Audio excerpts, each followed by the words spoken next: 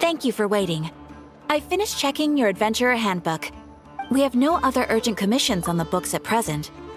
Thank you for all your hard work lately. Perhaps you two could consider taking a vacation. Amazing! Paimon never thought we'd end up having downtime in Nocturne. Things were pretty hectic when we first got here. Everywhere you looked, it was either the Wild Hunt causing chaos or the Fatui stirring up trouble. It felt like this whole region was one giant slime in a barrel, ready to go boom at any moment. Sure have. Things were looking pretty dicey, but in the end, we managed to turn it around. Whoa! Ah, yes.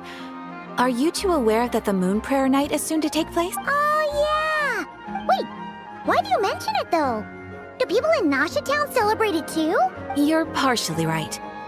Most people in Nasha Town just see the festival as an opportunity to do business. They do not concern themselves with the religious element. The festival was first celebrated by the Frost Moon Scions. On this day, they would wear moon prayer blossoms and celebrate the birth of the moon goddess through song and dance. They would also prepare food and handicrafts and give them as gifts to others. Over time, it became Nocturne's most lively festival. Oh, sounds like fun! Great! Well, in the meantime, since Catherine doesn't have any commissions for us, when we first got here, you mentioned that this was where your spaceship landed? We didn't get to follow up on it at the time, because we got wrapped up in that whole rare air situation, but, well, there's a saying Paimon's heard around these parts, which goes, if you lift up a rock, you'll find something you weren't looking for. By that logic, you'll never find what you're looking for while you're searching, but the moment you stop looking, it'll jump right out at you. Could be worth a try though, right? Anyway.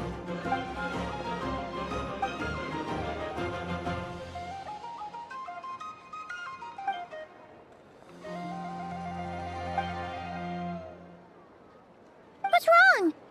You look super serious all of a sudden. Huh? Paimon gets why you'd be concerned about Columbina, but what does the doctor have to do with anything? Oh, that's true. It is weird that he hasn't shown himself this whole time. What could he be up to? True.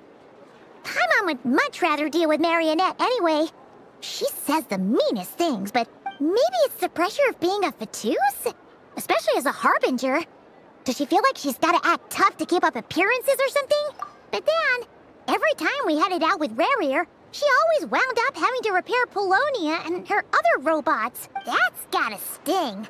Losing face always hurts more for people who care a lot about their image. What? Relax! She's not even here! Huh? What's the matter? Oh, nothing. So, where are we again? Oh yeah, Columbina?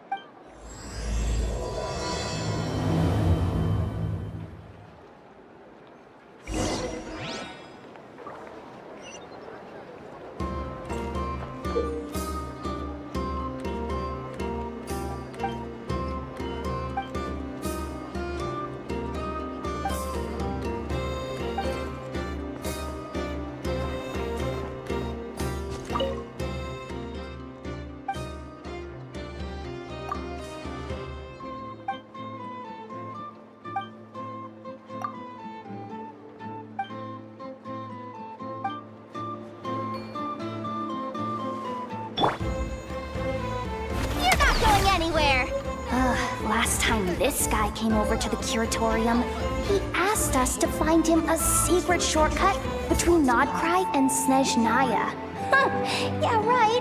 Like we'd ever share that kind of intel with him. This is clearly some sort of exile.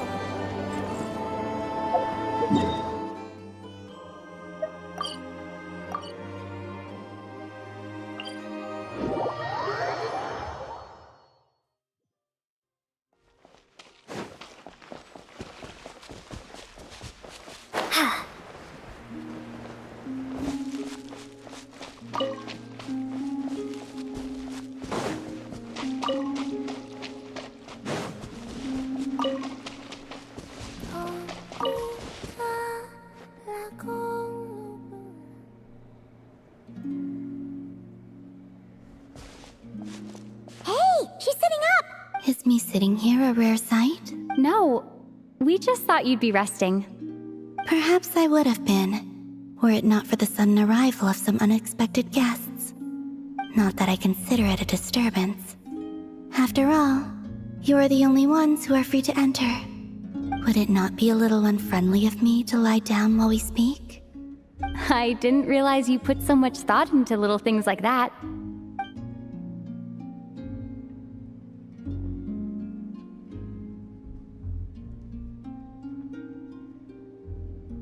Only sometimes. There have been moments lately where I think about you and your companions. They are warm, mysterious, and cozy memories. Very few of my past memories are anything like that. They say that travelers return home bearing bags full of souvenirs. But my luggage was empty, and I believed it would stay that way. Return home? So, you're still planning on returning to the moon? Yes. This planet continues to reject me, reminding me that I do not belong here. If I remain into that, there will come a day that I disintegrate. And I don't mean reduced to dust, or turned into food for the flowers. I mean, I will cease to exist entirely. Alright then. Well, we're sure gonna miss you. But it sounds like we'll have to say goodbye. How do you intend to return? The moon prayer night is soon to arrive. On that day, the moon will be closest to Devat. The Kuvaki in this land will reach its peak at that time. I merely need to grasp the tide, and with relatively little effort. Oh, Paimon gets it! It'll work like a slingshot! You make it sound like she's gonna get blasted up to the moon. If I did that, I suspect I would crash into the false sky. I will be using a much gentler approach. But I do like the analogy. It's fun. You see? She gets Paimon's sense of... In the blink of an eye, the time has come to part ways. It does feel that way, doesn't it? Time seems to fly fastest when you are enjoying it. I have always thought of myself as a wanderer on this earth, and it has never expressed any desire to keep me here. Yet, just as I plan to depart, it tugs at my arm. Is this a gesture of affection? Or is the world mocking me? Oh. Were you hoping I can answer that? Yes. You are a traveler, so you must have a lot of experience in this area.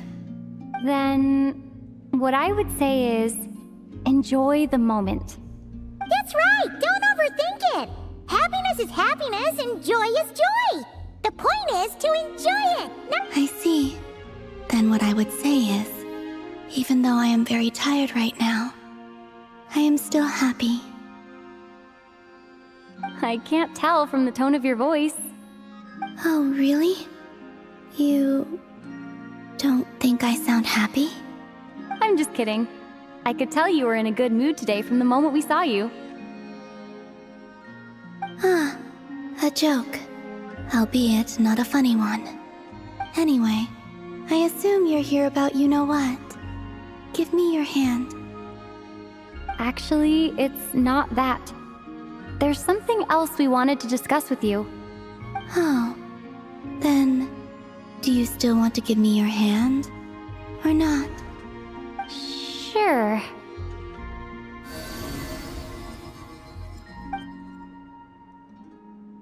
Thank you.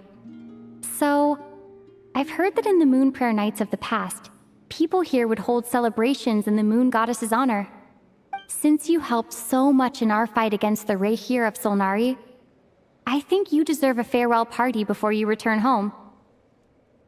I haven't asked everyone else for their opinions on this yet, but I'd like to invite you to join the upcoming moon prayer night.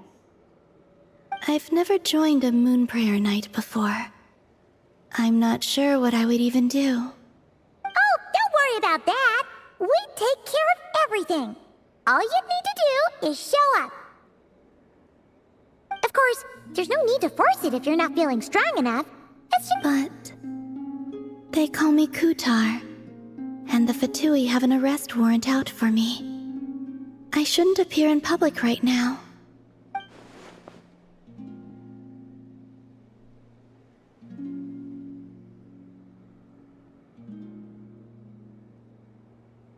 I'll make it work. You have my word. Yeah, we got your back! Well, she does.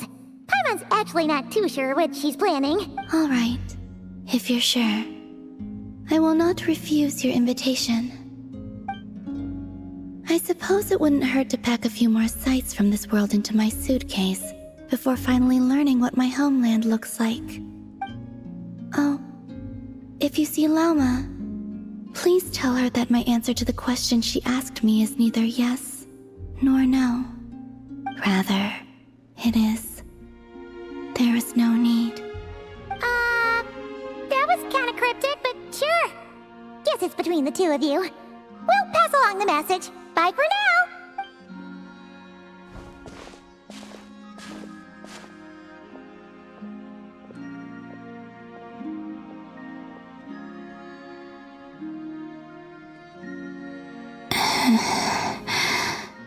And also, I do not know.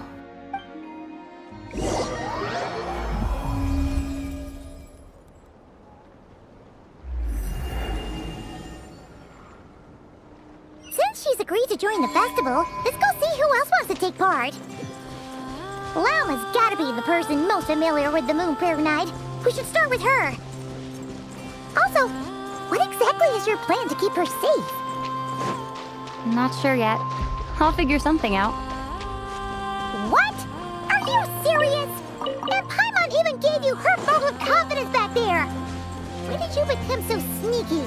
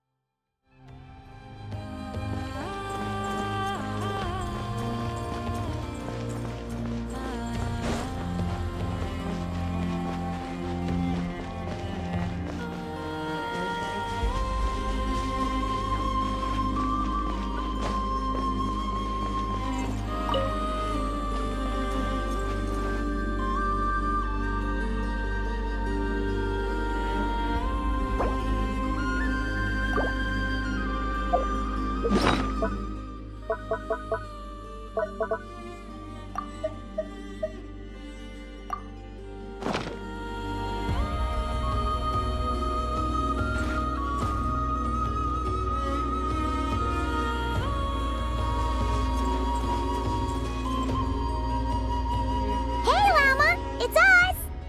Huh? Varka? What are you doing here? Beats me. I had a bit too much to drink last night, and when I woke up, I was on Hisi Island. Mr. Varka is helping to oversee Nasha Town's preparations for Moon Prayer Night. He is here to go over some details regarding the decorations and custom cloth designs. Right, yeah, that too. What do you mean, that too? Yes, celebrating this festival is a long-held tradition here in Nocturne. On this day, the crescent moon at the top branches of the verdant crest turns into a full moon, and the moon prayer blossoms bloom with a special radiance. Our people take these to be blessed omens. It's an especially welcome event coming off the back of all that nasty business with Rare. Everyone got put through the ringer recently, and now they're looking to turn their fortunes around. The big shots in town all agree that a big, lively celebration is just what we need to rebuild people's faith in this place. No wonder Catherine said that people weren't so bothered about the religious element. That's right. It's become more of a local custom by this point. The celebrations have little to do with whether the religious stories behind this event are true or not. Even the Frost Moon Scions are eagerly awaiting the coming of Moon Prayer Night, despite now knowing that their past beliefs were founded on a falsehood. That's fair. It's a bit like the lantern ride in Liyue. It's a chance for people to enjoy themselves, not debate the existence of the Adepti. Oh, one other thing. We just went to see Columbina. We went ahead and invited her to take part in the festival this time. Hope it's okay. Wait, so... you mean she agreed to it? Huh. That's quite a surprise. Then I suppose that she intends to return to the moon on that day. Oh, yeah. It's kind of a complicated process, but basically, it's like a slingshot. I understand.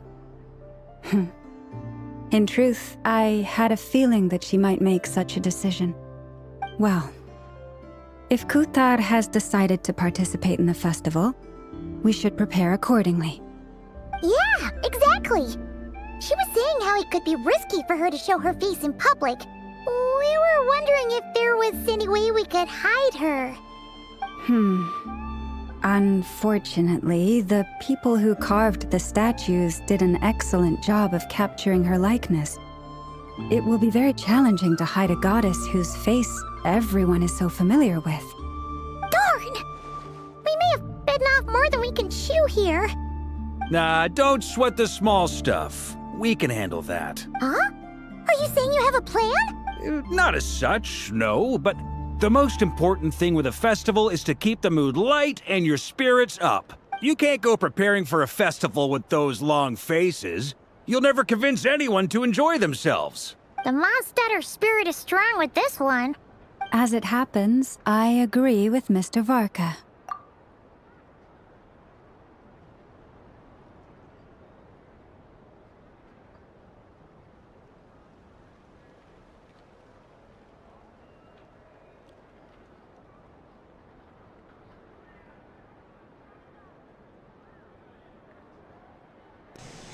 What a Star Wars reference that was, Paimon. Very good. Let's start by making our appreciation for Kuthar the beating heart of the festive atmosphere. And who knows? Once we get the ball rolling, perhaps everything will just fall into place. Hey! Did you catch that? Llama said the thing! Or close enough, at least. I'm looking forward to the Moon Prayer Night already. We have a festival in Mondstadt called Windbloom, and you can always tell which couples are celebrating it for their first time by the smiles on their faces. Big, beaming smiles like their whole face is glowing. And I have a feeling we'll get to see that same smile on the Moon Goddess's face at this festival. Not quite the same, surely. Anyway, I'll take care of business in the city, but I'll have to leave the decor up to you and the Frost Moon Scions. No one else can capture that traditional aesthetic quite like you guys. But lastly, there's the final key element that brings the festival to life. Before you leave, let me show you something that we've been preparing. Mr. Varka had asked to see it already, so you may as well tag along. Also, I have some further questions about Kuthar's decision.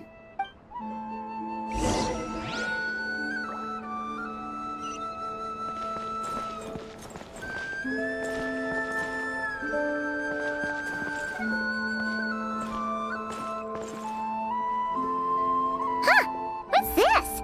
They sure look like they're having fun. I believe so. Kuhenki seem very skilled at playing drums like these, although I'm not sure where they learned it from. Maybe it's an innate talent? In their eyes, they're probably just playing with toys.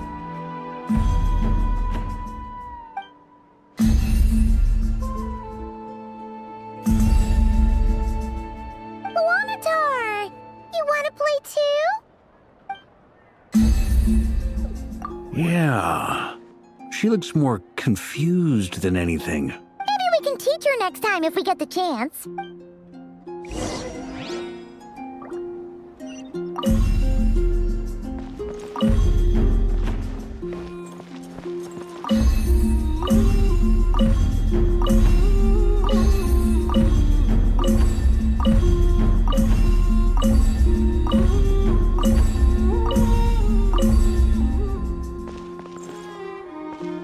What are these floating from buildings in the city during the festival. When you look at the sky through them, it creates a lovely misty effect.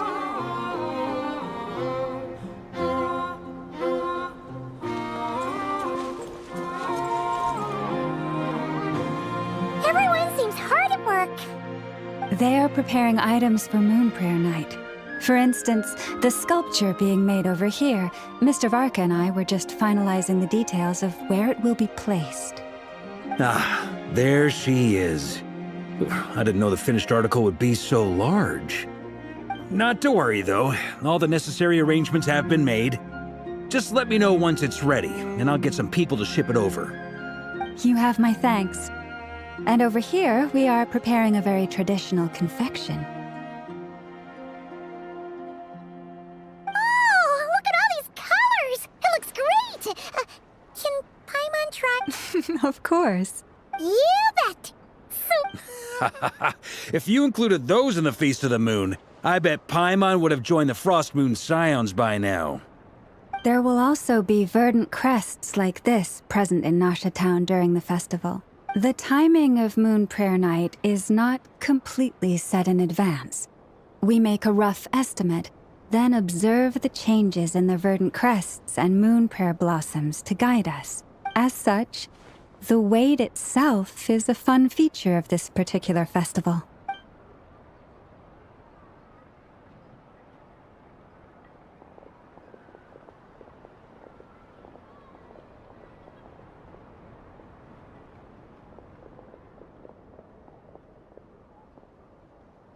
Let's talk here. To tell the truth, I am very surprised to hear that Kutar is willing to participate in the festival. I once asked her if she'd be willing to stay with the Frost Moon Scions. I could introduce her to everyone, and we could be a family to one another. She did not answer, but she has not appeared here since. I took this to mean her answer was no, but if that were the case, she would not have accepted this invitation. Ah. I see. Maybe she is right. Maybe the Frost Moon Scions of today no longer need a moon goddess. But my wish was not for her to come here and be worshipped as a deity. I simply wanted to offer her a place to stay. I'm sure she believes that showing herself here might invite Fatui intervention, and as such she does not wish to cause us trouble. But what really pains me about all this is that this is her birthplace. She ought to belong here, yet no one has been able to grant her shelter. I think I'm qualified to weigh in here. When someone's about to depart on a long trip, what they need is blessings, not burdens. We should wish her the best, not make the journey harder than it already is. Anyway, she's agreed to attend, hasn't she? All we need to do is simply respect her decision. I see your point. Yes, she will soon depart after all. Our job is to leave her with some happy memories. Besides, who's to say her journey to the moon is a one-way trip? It's not like she can't come back and visit if she wants, right? Paimon agrees wholeheartedly. Festivals are all about having fun! All right, I'm gonna head back to Nasha Town soon. Want to come with? I'm guessing you have some other folks to visit there. Sure thing, let's go! Bye for now, Wilma! Thank you all. Goodbye.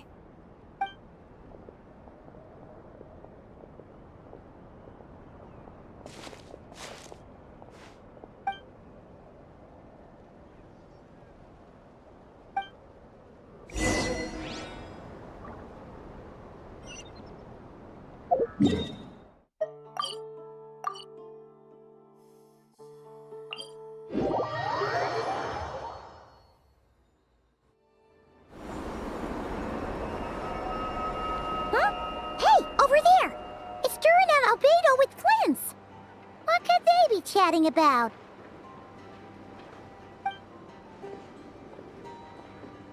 Your guess is as good as mine. Ah, Grand Master, and the Traveler and Paimon. Hello there. It's been a while. Perfect. We have some new volunteers for our investigation. Wait, let me guess. The righteous Lightkeepers are finally ready to hunt down the Abyssal Dragon? Yes, that too. Yeah, right. Oh, wait. Why does everyone keep saying that too? Well, to be precise, the facts match, but not the causality. Wait, so I guessed right? Half right. Don't act so impressed with yourself. Maybe I can explain. We ran into Mr. Flint's north of Town. At that time, we just noticed a few abyssal creatures out in the wild, but the strange thing was, I didn't detect any traces of abyssal energy on them at all. On closer inspection, we realized that they were not real monsters, but something akin to reflections in the water, or perhaps a mirage. Huh? What do you mean? Like, you could see them but not touch them? Exactly. It was very peculiar.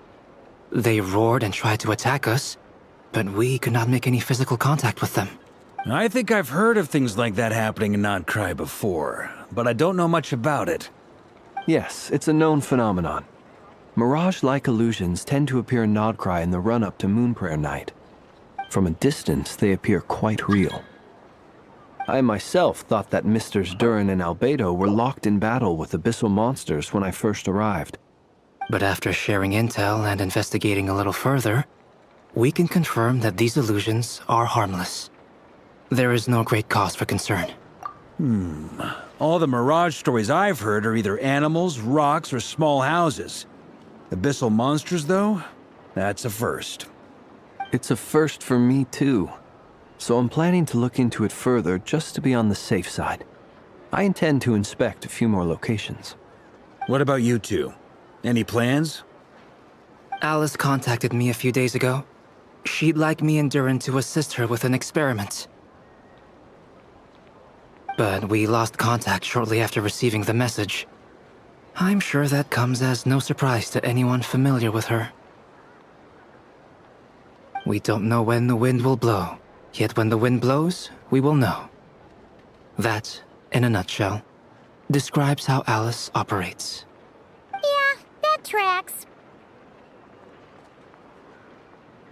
Okay. Well, I suggest we investigate this Mirage business in the meantime. It's piqued my curiosity, and I'm pretty sure I know someone who will already be 10 steps ahead of us. Well said. Right?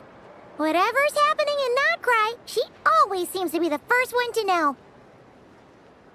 Let's go see what she knows. We can invite her and her staff to the festival while we're at it.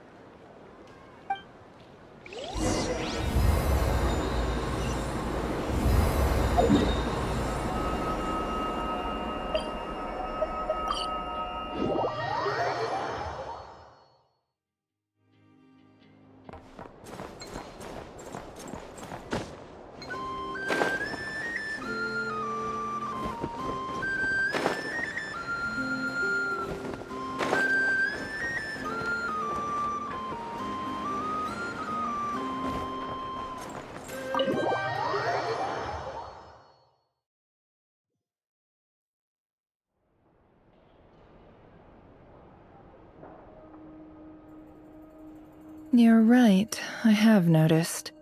There's certainly something a little fishy about this situation. Only a little, though. Records indicate that this phenomenon can occur in the days before and following Moonprayer Night. That said, it has always been a rare sight in the past. The odds of encountering these phantoms are similar to looking up in the night sky, happening to see a shooting star, and managing to make a wish before it disappears. But this time, either everyone's getting lucky, or they're appearing far more frequently than usual. Jahoda's out gathering intel as we speak. In the meantime, let me check off some points of interest. First, the Abyss. The ones we saw seem to be abyssal monsters. Indeed.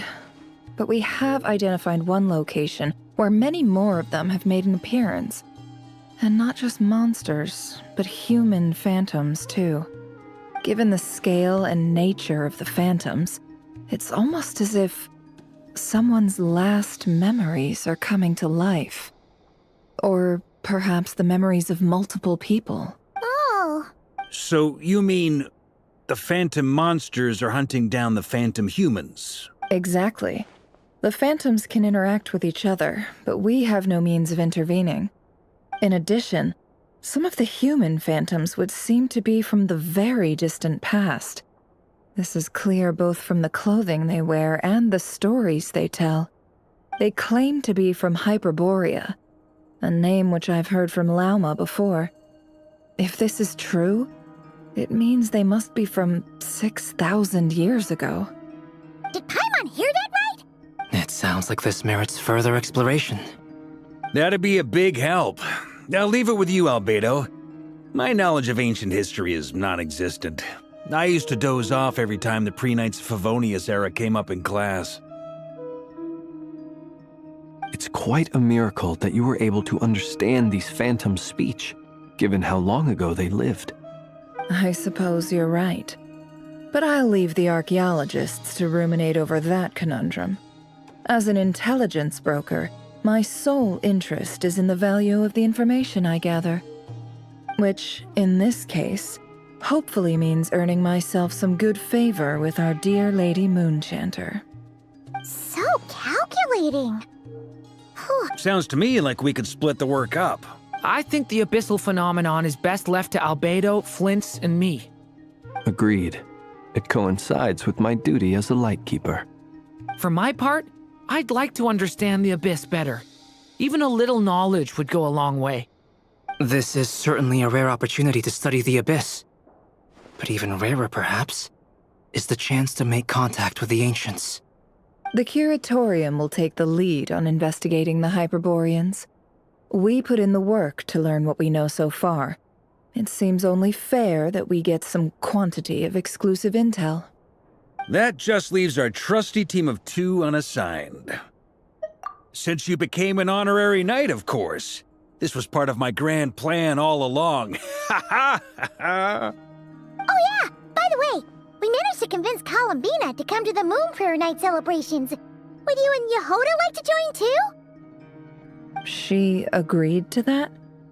Huh. Quite an achievement. Never underestimate the traveler, I guess. I'd be happy to join. No point shutting myself inside when the streets are all decked out. I doubt any clients will be visiting during the festival in any case. And Jahoda loves a party, so I'm sure she'll jump at the opportunity. No, no, no, no, no, no, no, no, no, no! Way to contradict me in front of... Wait, no, that's not what I have bad news, boss. So many people. All right, everyone inside, quick!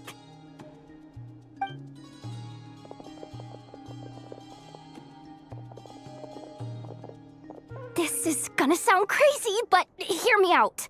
I saw one of those phantoms at Star Sand Shoal, and it was some sort of flying ship. Like a spaceship?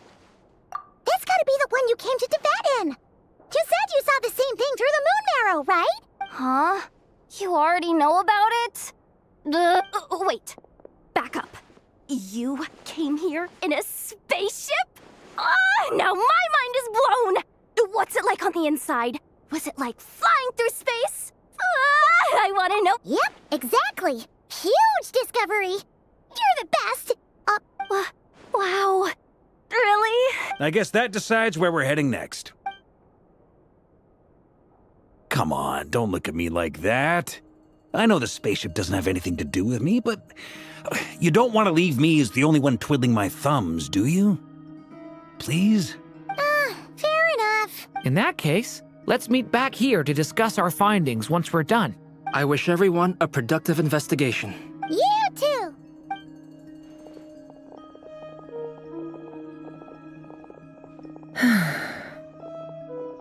What's up, boss? aren't we gonna head out? Tell me, Jahoda, when did the curatorium start giving out intel for free? Oh, sorry, boss.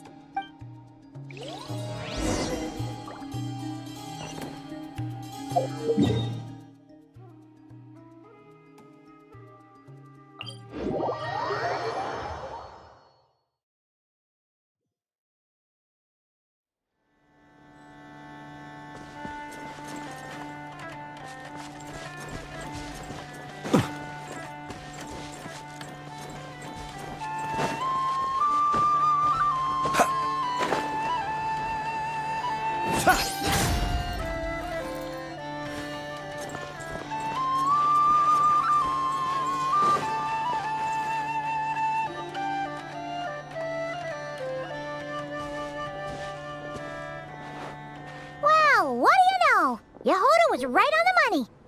This phantom really is yours, but that's so weird. Why would it show up here? Is it some kind of projection? Or a ghost? Like, maybe it no longer exists. But somehow it left and after him? Ah, you're already here. Miss Lauma, what a surprise. I thought you were busy with festival preparations. I was, until one of our people informed me that a strange sight had appeared at Starsand Shoal. No one's ever seen something quite like this before. Same here. Oh, so we heard that these things appear around the festival period. Unfortunately not. We have very limited information about them, since they can't be interacted with. And no human phantoms have ever made an appearance before now. The most we've been able to deduce is that these sightings appear to be connected to the increase in Kuvaki energy around this time. Yeah, seems like that's all we can do. Allow me to lend you a hand.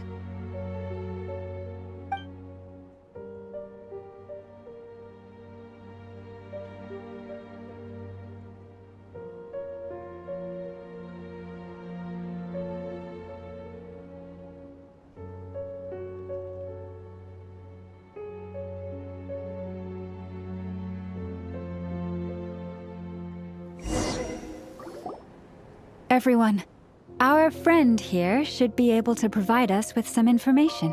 Is that a phantom rhymehorn deer? I've heard about how the Frostmoon scions live in harmony with the animals and can even communicate with them. Okay. Yes, I understand. Then how about this?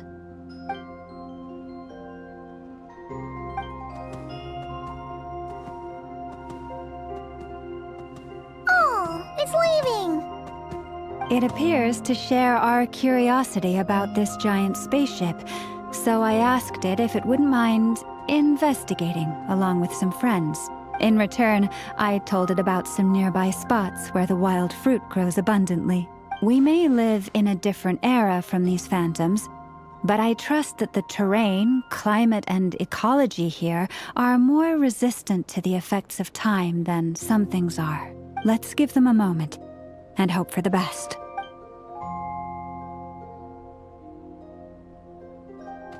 All back together?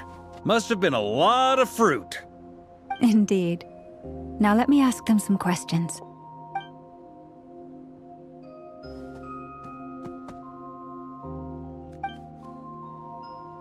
It did find a lot of wild fruit, enough for them to feast for a long while.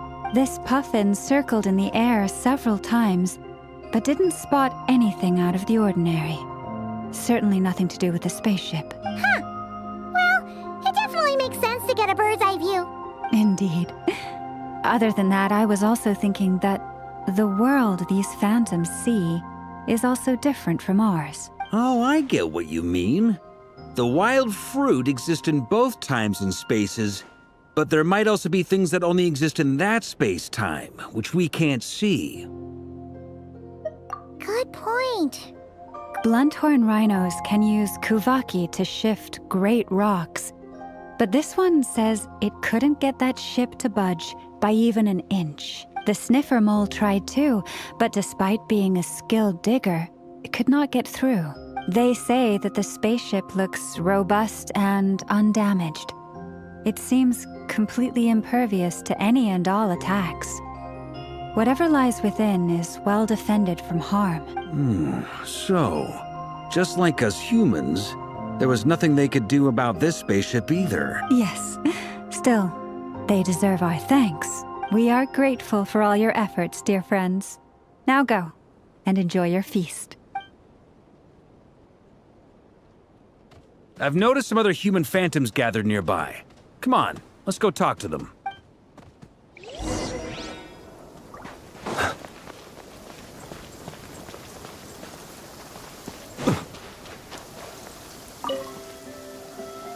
What is this thing?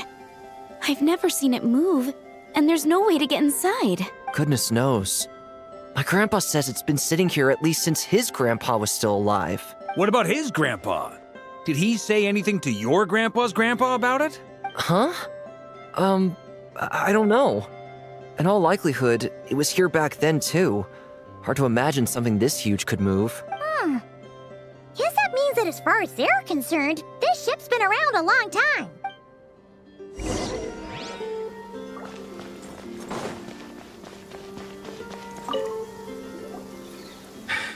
Come on, brothers. If we can get even a small chunk off of this thing, it's gotta be worth a fortune. Huh? Yes, brother, I shall join you. Let's make our fortune. We should go with them. What the? This thing is crazy tough. I can't even scratch it. What's it made of? Sorry, brother. Looks like we'll have to seek our fortunes elsewhere. Enjoying yourself? I was just seeing if I could influence this phantom's perception by playing. But nope, no dice. I'm sure we're all starting to build up an idea of what's going on here now that these phantoms are reenacting real historical events in Nodcry. It's almost like we're in some kind of interactive stage play. We can talk to the actors, but the plot is fixed, and we can't influence it. It makes sense. History is set in stone. The objective facts of the past cannot be changed. Paimon totally thought you were just goofing around earlier. But actually, you were doing some serious investigating. Of course I was. Anyway, at this point, I think we're forced to conclude that although the Phantom spaceship is right there in front of us, we aren't going to learn much about it from these people.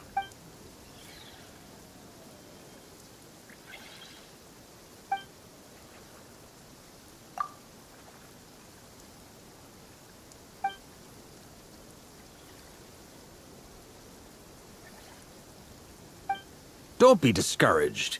If nothing else, this is proof of the ship's existence. And think about it. So many people tried to hack their way inside, but no one could get the door open. It's made of very tough material. To me, that says that we'll either find the ship itself or the story behind it. It's just a matter of time. Huh. Every now and then, when Varka gets serious, he actually does seem like Grandmaster material for once. I wonder how the others are doing. Let's head back for now. Sounds good. Also, drinks are on me if Team Knights of Favonius is the first to finish. Wait, we have a team name now? Am I in Team Knights of Favonius as well? You're very welcome to join. We've even got a cathedral ready for you. Isn't that technically blasphemy? You wouldn't dare make a joke like that if Barbados was in earshot. Nah, I'm sure Barbados doesn't mind a little harmless blasphemy once in a while.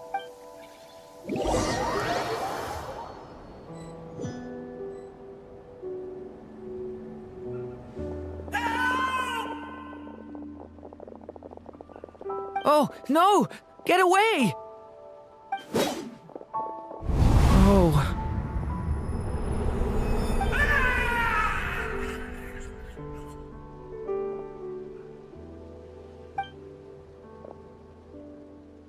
I know it's hard to stomach, Mr. Duran. But as I'm sure you've noticed, there is nothing we can do to intervene in that which unfolds before us.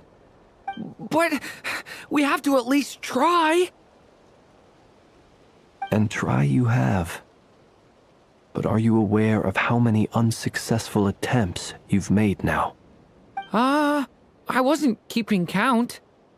I'm afraid this is the 39th failure so far. Or the 5th if we're only counting this particular victim. There are no indications that these phantoms may be altered in any way. You seem to have calmed down a little. I'll make us a fire. You should rest and have some water. Feeling any better now, Mr. Durin? May I ask a few questions? Be my guest. What exactly are we witnessing here? What happened to those people? My guess would be that we are seeing Nodcry during the Conrian Cataclysm. Would that be accurate?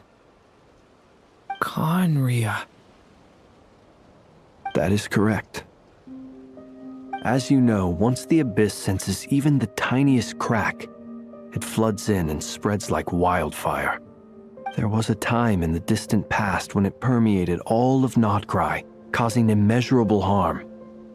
The people paid a terrible price to heal this land. Then 500 years ago, the whole of Teyvat suffered an abyssal disaster. Once more, Nodcry was dealt a devastating blow. I see. In the face of the abyssal onslaught, all were like grains of sand tossed around by a tidal wave. Be they human, fae, or god.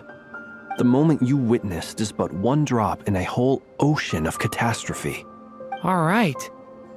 I guess that answers my second question, too. I wanted to know why there's nothing I could do to help them, and that's because what we are seeing is history. That would be my guess as well. As I understand it, history and fate are not all that dissimilar. The latter may be unseen to us, but both are immutable. Yes. Fate was determined long, long ago. I still have a couple of other questions for you, Mr. Flint's. You mentioned more than one abyssal disaster that has struck this land in the past. How can you be sure that what we're seeing is from the Conrian incident? And also, how are you able to stay so calm when you're talking about these events? From everything I know about you, you're not cold or ruthless, and you're not indifferent to the suffering of others. Alas, I am forced to show my age. I must be 600 or 700 years old by human measure. Wait, so you... One is not easily moved by history when one has witnessed the truth firsthand. I'm sorry. You needn't apologize. Your passion is a good thing to have. Treasure it, because someday you may find it in terribly short supply. Now, at the risk of offending you, I have a question in return. Your curiosity toward the Abyss, is it born from hatred or because you sense its call? I only ask because I kept a fragment of Rerir's body in my lantern for a short time. Specifically, his heart. So I know what a burden it can be to carry the Abyss with you. And I hear its power growling from somewhere within you. In my eyes, your mere existence is a miracle. My honest answer is... I don't know. I don't think I have the confidence to say for certain. What I will say is the Abyss is not the only issue that haunts me. Even before I became who I am today, the question dogged me constantly. Should I even exist at all? My doubts remain unresolved. But when we fought Rerir, something became a little clearer to me. Sometimes it is the darkness within us that allows us to achieve the impossible. I certainly got the sense from your 39 attempts that you were trying to achieve the impossible. It sounds like you've resolved to see the truth for yourself. Absolutely. In that sense, he and I are quite similar. Then I wish you every success. I look forward to the day of your transcension. Well, if everyone's caught their breath, I suppose we should head back. Oh, and one last thing. I'd appreciate if you kept our discussion about history a secret.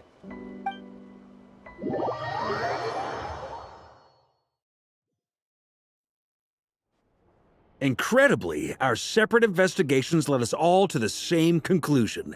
Hooray for consensus! Yeah, but we barely learned anything though. I totally thought this would be the mother lode. Talking with the ancients? I mean, come on!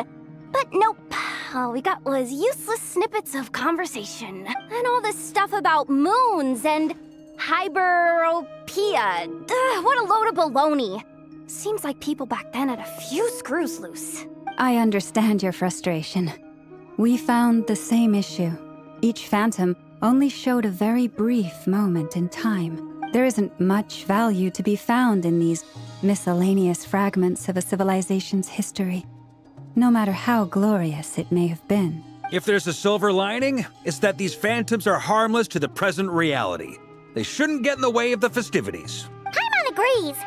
And not just because it's the first thing she understood in this whole conversation. You look disappointed, Nefer. Is something the matter? What do you think? We all worked our tails off, but the only one to gain anything from it was you, Lady Moonjanter. Well, please do share the Hyperborean records with me. I will gladly inscribe them in our people's documents. Oh, duh! Yeah! That was it! Hyperborea! Hyperborea. I'm serious. Only an expert in the Frost Moon Scions and their history can turn these records into valuable research material. The alternative is to let them gather dust on the Curatorium's storage shelves until the pages turn yellow. Nefer, you're wise enough to know that cooperating and sharing the profits is the best course of action here. Well, that goes without saying. Sure, let's do that. Huh? But didn't you say we aren't supposed to give out intel for free? Sorry. Shutting up. Shutting up. Now is not a good time to push Nefer's buttons. Anyway, back to Moon Prayer Night. I'm thinking that we should prepare something a little special, aside from the usual decorations and so on. You mean a parting gift? Can't go wrong with food. Although... Perhaps a lantern would be a better choice. It might be dark up there. It could prove difficult to light a lantern on the moon. Magical stones might serve that purpose better. What about a clockwork mecha model from Fontaine? I've got a whole bunch at home. I use them for fighting practice in my free time. None of these sound like things she would be even remotely interested in. But we don't interact with her enough to know what she likes. Yeah. It would really save us the guesswork if someone could find out what she's into. Wait, what the... Traveler? They're all looking at you. Great! Haha, problem solved. Then let's leave it there for now. We all have our own business to attend to. Traveler, if you find out what Kutar likes...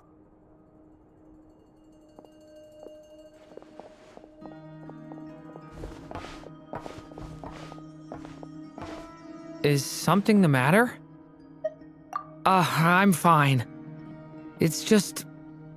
I'm still feeling a little rattled after witnessing the horrors of the Abyss. But it's okay. This is something I have to work through. I'll be all right.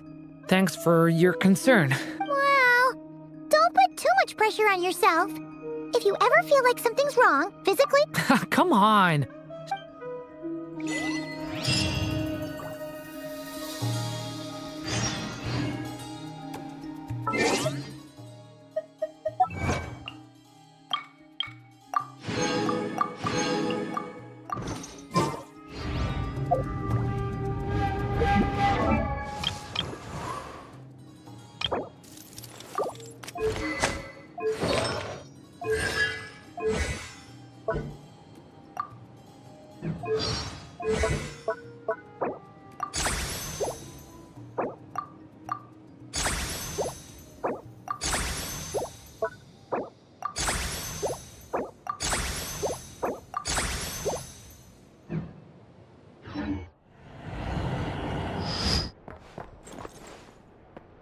which is why we need a lantern. Yes, I have a few ideas, but... Wait, Let's just say I'm intrigued by these shining magical stones that Mr. Albedo has mentioned.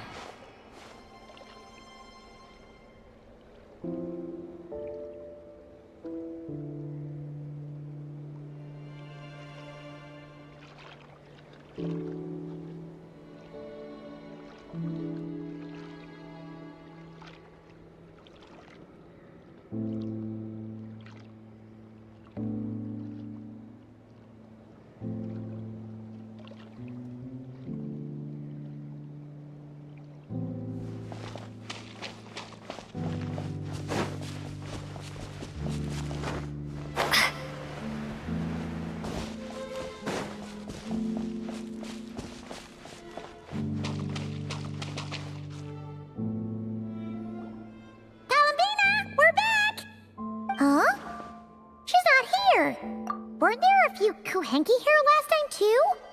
Where did they all go? Walkies? For Kuhenki? You're not pets, you know. Oh, well. Looks like we just came at a bad time. There's still a few days until Moon Prayer Night, so we're in no rush. Besides, she needs time to rest anyway.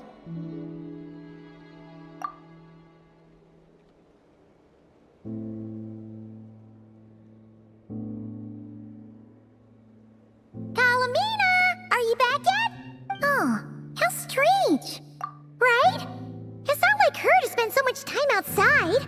What about Luonatar? Luonatar, you there? Hey! Do you know where Columbina went? Sorry, didn't understand, but... Yeah, that's even stranger. What about him? Oh, that's not good news. They change color when Columbina gets weaker, right? And Nail, good idea. She might know what's happening.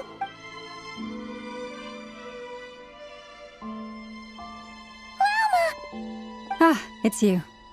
How is Kutar? No, she hasn't. I came here to check on her after I noticed the flowers had changed color.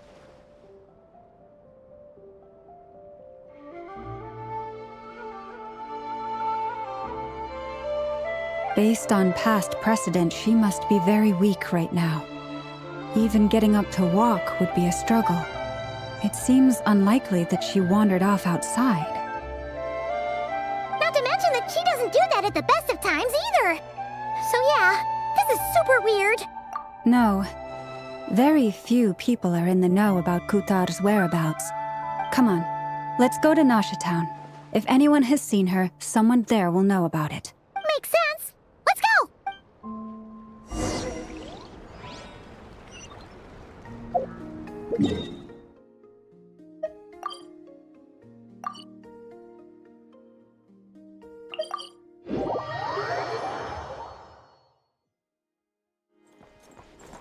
Ad Astra.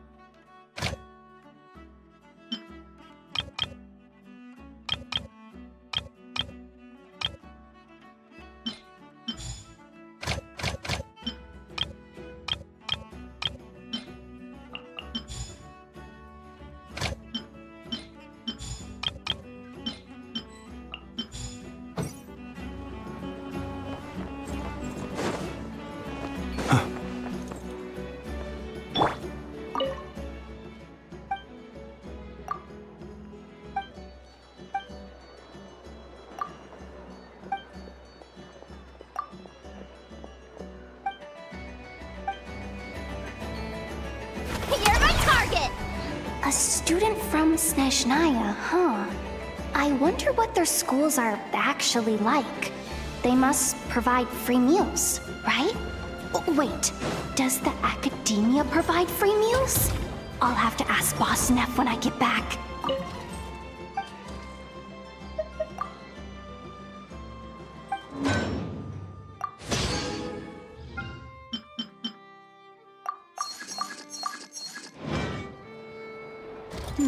If I could just...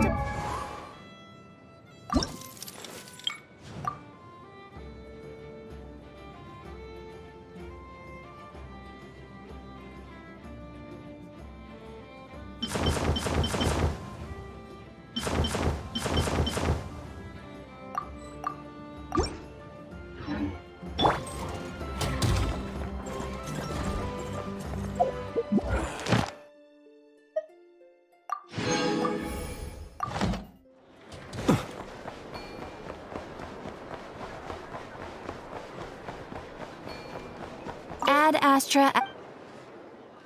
Thank you for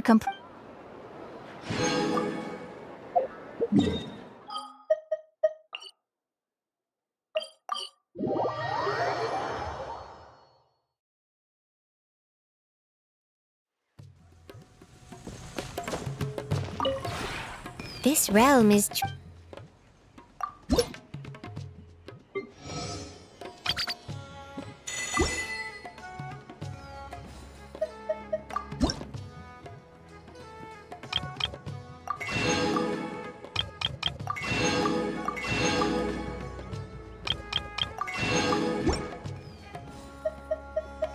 If you ever have any...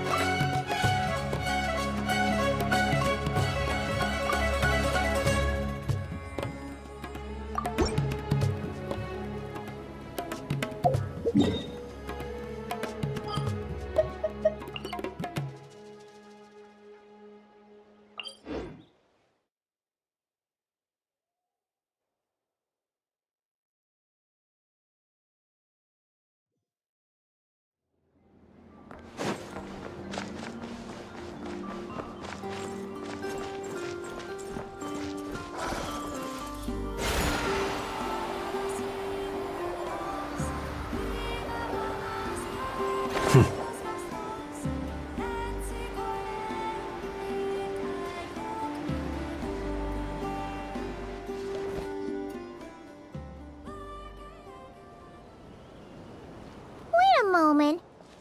Is it just Paimon, or is this still... No, I don't recognize it. Alas, your free and easy adventure time is over. Whoa! Where'd that voice come from? Not sure, but it's definitely hostile. No, not that way. The final boss is right here. The sniffer mole? That's the final boss? Okay, the jig is up. I'll stop teasing you. Turn around. I'm right behind you. It seems I've managed to leave quite an indelible impression, even though you've never seen my face. Oh, nothing could make a great mage more pleased with herself.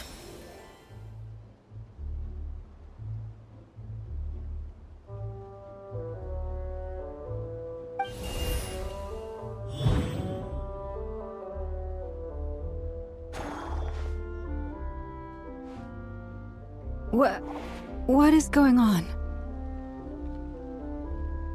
I've heard that all the big shots in Tevat have long, wordy titles that stun people speechless when they make their entrance. Unfortunately, none of them are affiliated with the Hexenzirkel, and we ourselves keep a very low profile. The notorious name-dropping doesn't quite work for us.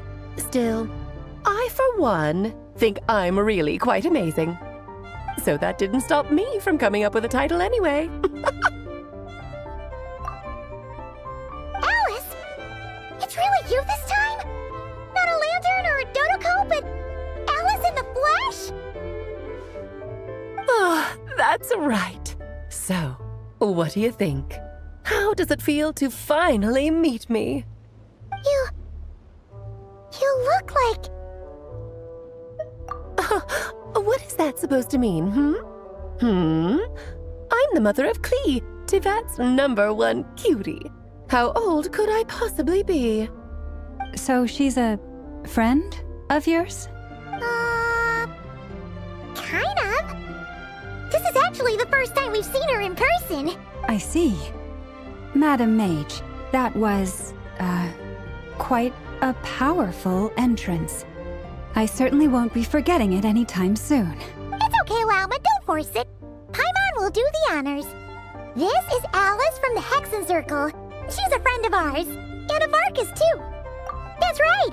She's a good person, just kinda... unpredictable. Well, what is the human heart if not unpredictable, If we could not do as we please, how would we differ from machines? I am Lauma, Moon Chanter of the Frost Moon Scions. It is a pleasure to meet you. Oh, I know. Before you got here, I spent a good, 15 minutes getting up to speed on Nodcry's present situation. In other words, I've read the whole in the last episode part, so we can skip the pleasantries. Fair enough. Well, Miss Alice, I can already tell that you have quite a unique personality. He'll get used to it. Paimon sure is. So anyway, what are you doing in Nodcry, Alice? Oh, I thought I told you already. This time, I'm the final boss. And what a formidable foe I shall be. Powerful, confident, decisive, and good luck finding my weak spot. You will never succeed. Oh, drat. My one weakness, and you found it in an instant. Fate has been dealt a devastating blow. Thus falls the great Dodo King. Why are you playing along with this nonsense? For funsies, of course. What's wrong, Paimon? Are you disappointed in me? Am I a gigantic letdown? No, it's just... you seem like a busy lady. And this is the one time you've shown up in person. You're quite right. I'm here in Nocturne because something big happened. Something big enough it caught the attention of the Hexenzirkel. It concerns the 3 moons, Tevat's borders, and of course, the moon goddess you are currently searching for.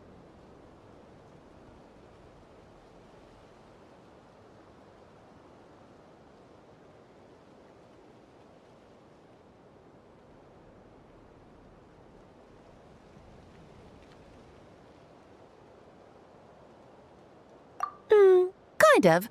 Why don't we discuss this over a pot of tea?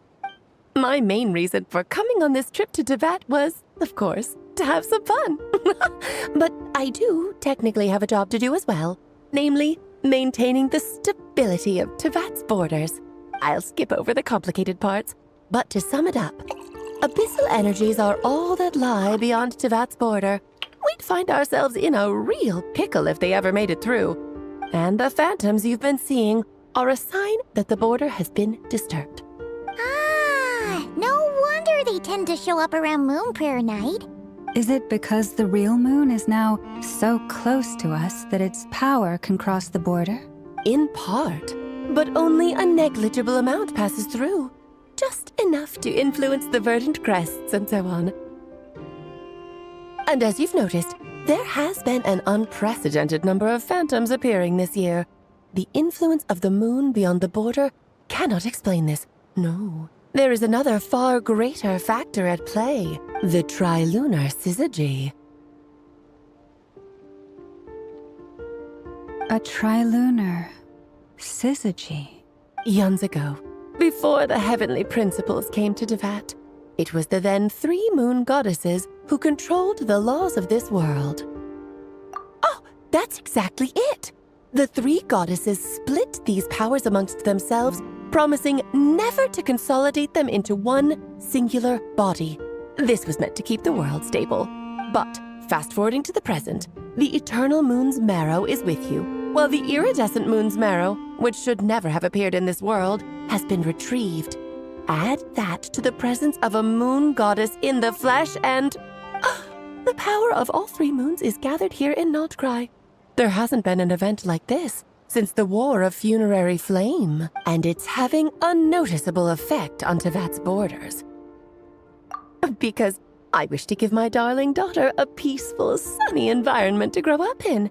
Is that a good enough reason? Kinda sounds like you're dodging the question, but it does make sense. Well, that's one reason anyway, and the most important one. The others are a little complicated to explain. For instance, cleaning up after dearest Miss R. Albedo can tell you more about that if you're curious, but right now, I have a more important question to ask you.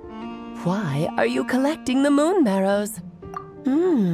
I see. Nicole told me about that legend once. Nicole? You mean Mage Anne? Oh, so you remember.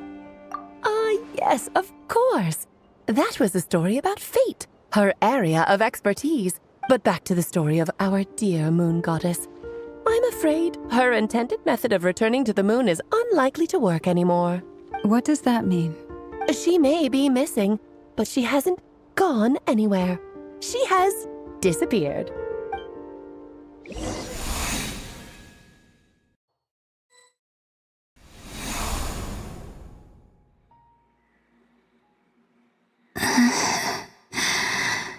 My body is so heavy. Wait, no. It's my mind that's heavy. My arms and legs are as light as a feather.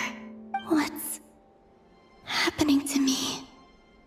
I feel drowsy, like I've been asleep for too long. Is it daytime or nighttime? Is the moon out? I think I'll go for a walk.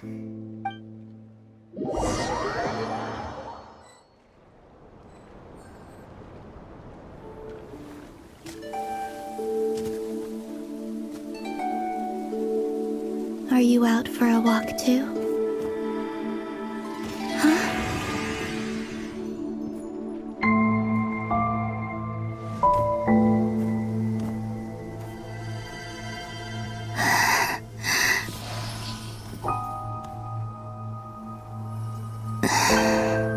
The day has come at last.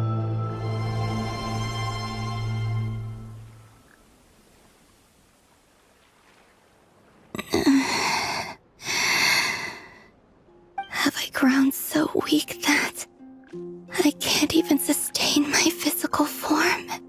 But Moon Prayer Night is nearly here. I was so close to returning home.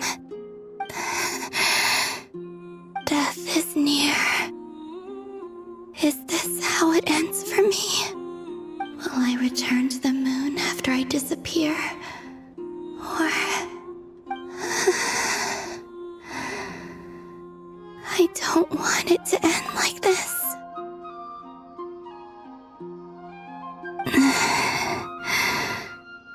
So far, at least, I still exist.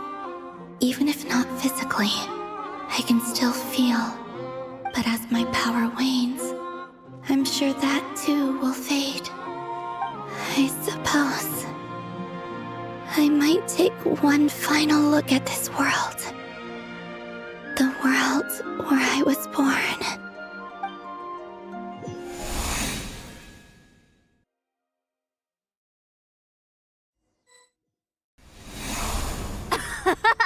Come on! Come on!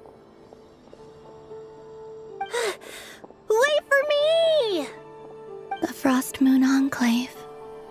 How much it has changed since I was born. These decorations, they're so heavy. It's times like this when you kind of wish men could be priestesses and acolytes. How fascinating. I've never had the chance to be privy to people's private lives in this way. In the past, people would get so solemn and serious the moment I showed my face, like they were frozen stiff. Karina, Lametti, it's time to eat. Coming! I want to watch them a little longer.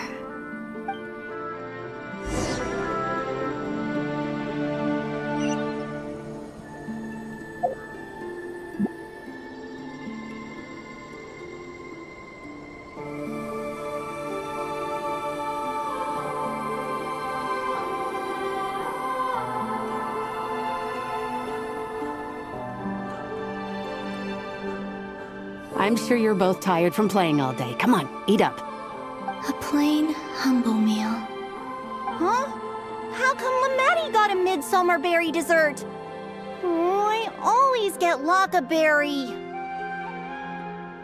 I don't mind sharing.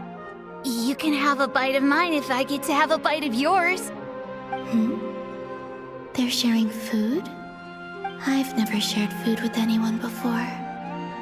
Even at the Harbinger tea parties, everyone just ate off their own plate. And when I couldn't finish my food offerings from the Frost Moon Scions, they'd leave the leftovers out under the moonlight for the animals to claim. Hey! That was 2 bites! Oh, then you can have another bite of mine. Oh, you too. Oh, don't fret now. Here, have some of Granny's too. So this is what it means to be family.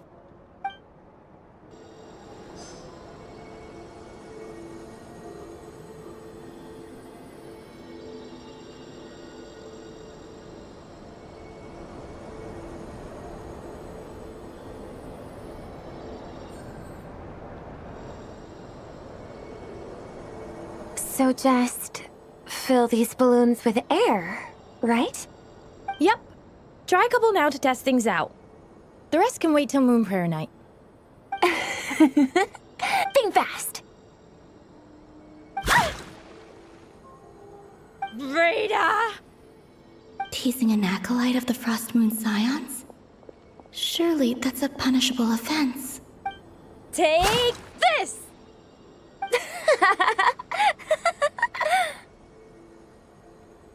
Huh? All right, enough horsing around. Lady Lauma gave us a task. We should get back to it. The task is just to check that the balloons don't leak, right? Doesn't matter if we fill them with air or water. Yeah. Okay, you got me there. And you got me there. But still, we can't use all the balloons before the festival even starts. We won't use all of them. And as long as Lady Lauma's trusted acolyte doesn't snitch, this can stay as a little secret between friends. A couple more can't do any harm, right? Oh, you menace. Then, think fast! Is pumping a balloon full of water really so much fun?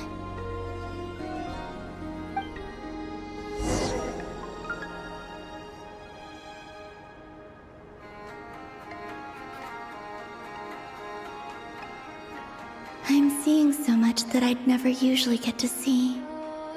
They'd never act like this when I was around. It's nice, being able to just watch people in peace in these final moments.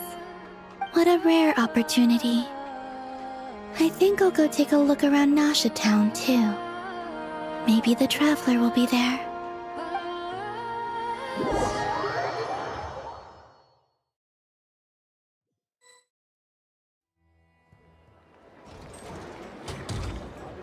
After the War of Funerary Flame, The moon goddesses were no longer recognized by Teyvat.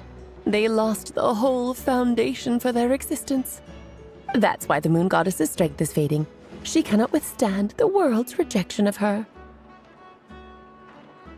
To be more pedantic about it, the moon goddesses did something to offend the heavenly principles, and that's why they were ousted. Something of a recurring theme in Teyvat's history. Theoretically, speaking so candidly should put me in their crosshairs too, but they can't tell me what to do. I'll say whatever I want. Anywho, the moon marrow energies were but a drop in the bucket for her, and that battle against the Ray Hair of Solnari only weakened her further. Fortunately, it happened close enough to Moon Prayer Night when the Kuvaki concentration here is high.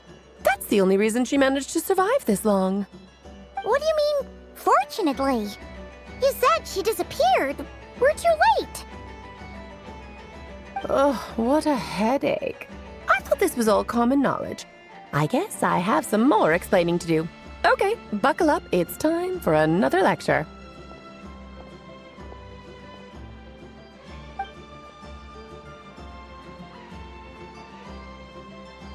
Now, I said earlier that the moon goddesses lost the foundation for their existence. The reason for that has to do with the natural order. Basically, the rationale for their existence in Teyvat was lost. The same logic applies to the present moon goddess too. Consider her existence so far. Her comrades in the Fatui called her Damselette. And she was worshipped as Kutar by the Frost Moon Scions. But these connections have now been severed, whether by her hand or yours. So, the rationale that once sustained her existence is now gone. Wait, we did that to her? Oh, well, strictly speaking, yes. But let's not start pointing fingers, shall we? I'll only end up as the big bad villain, and that's not the kind of final boss I want to be. Of course I do. I'm only the greatest mage in the whole entire world. Now, if you wish to find your moon goddess, there are two problems we need to solve. Firstly, we'll need to strengthen the connection between her and Teyvat, at least enough to sustain her until Moon Prayer Night. Strengthen her connection? But does that mean I'll have to rally all the Frost Moon faithful behind this? I'm afraid a bygone faith and a former home won't be of any help to her now.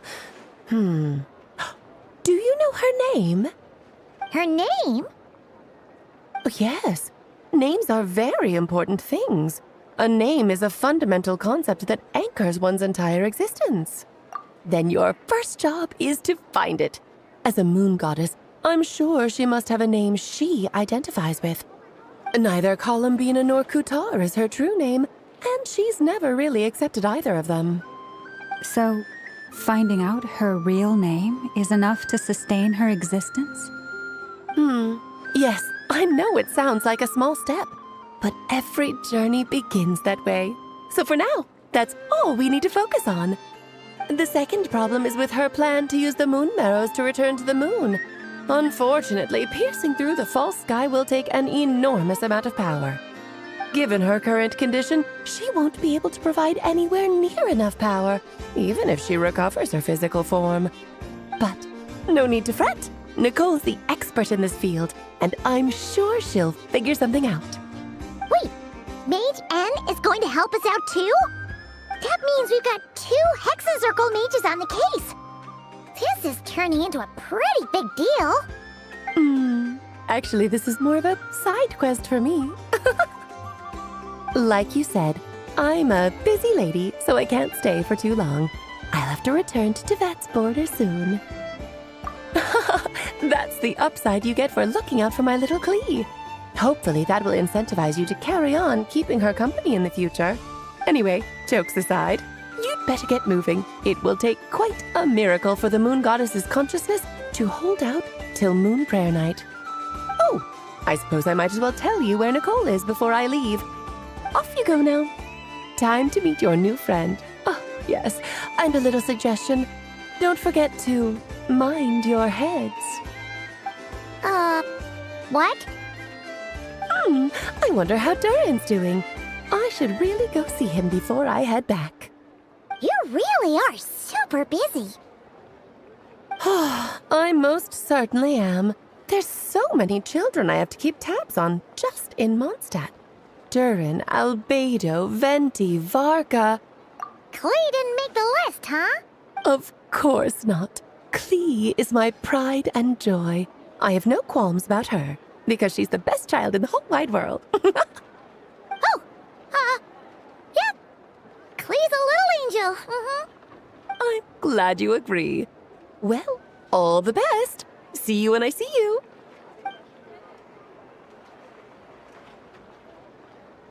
She left in a hurry. Yeah, she didn't pack up her stall. Should we handle it for her? I must say, I'm now very curious about her daughter. Klee, wasn't it? What's she like? That's a long story.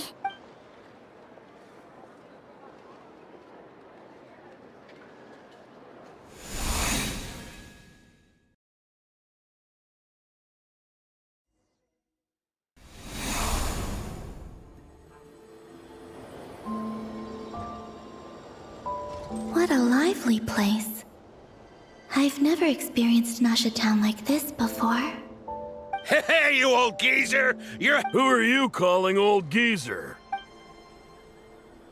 Are they quarreling? I'm looking right at him! You've really gone downhill since giving your daughter free rein in the workshop. Can you even swing a hammer anymore?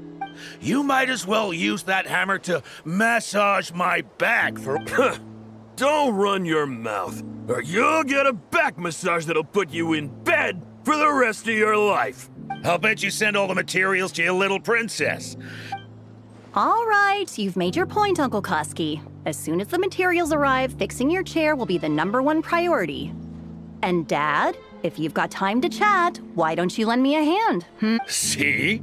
Lolka knows what the score is. I guess they're friends. Then again, it wouldn't be the first time I've seen something like this. Columbina! Sing outside my door in the middle of the night one more time, and I'll unscrew your vocal cords. You hear me?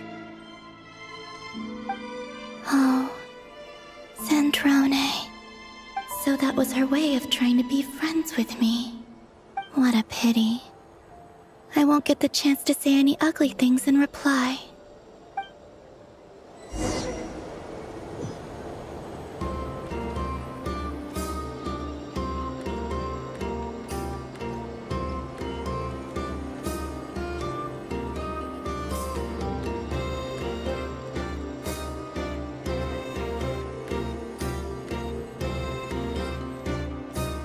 Hey, have you decided what to give her for Moon Prayer Night? I sure have. She's gonna get the surprise of her life when she's least expecting it. Then I'll whip out the ring and pop the question. The surprise of her life. Cool, I get the picture. You can spare me the gushy details. Ooh, looks like we have a customer. Hello there, ma'am. Would you like some Moon Prayer Night candy? Huh? Is he talking to me? Can he see me? Here you go.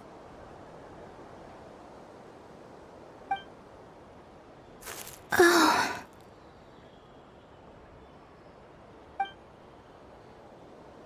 Come back anytime. Right. Now, where were we? I don't know why, but I still held out hope.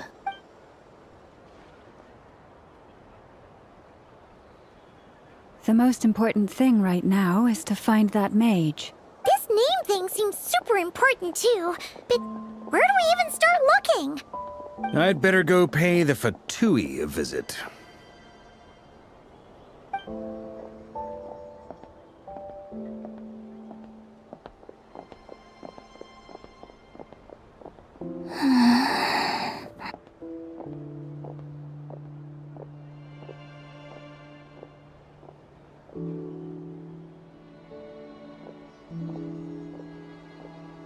Columbina?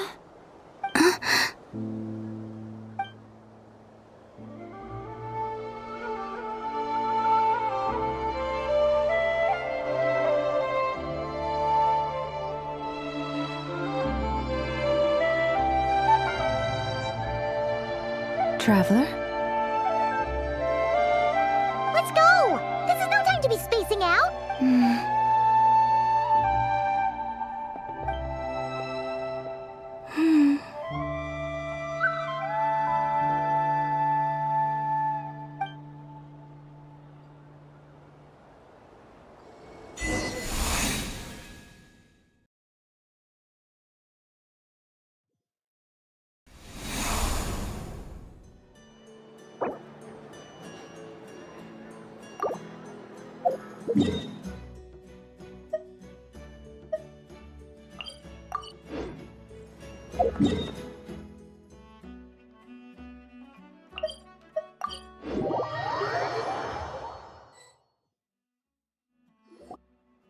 Where are they going?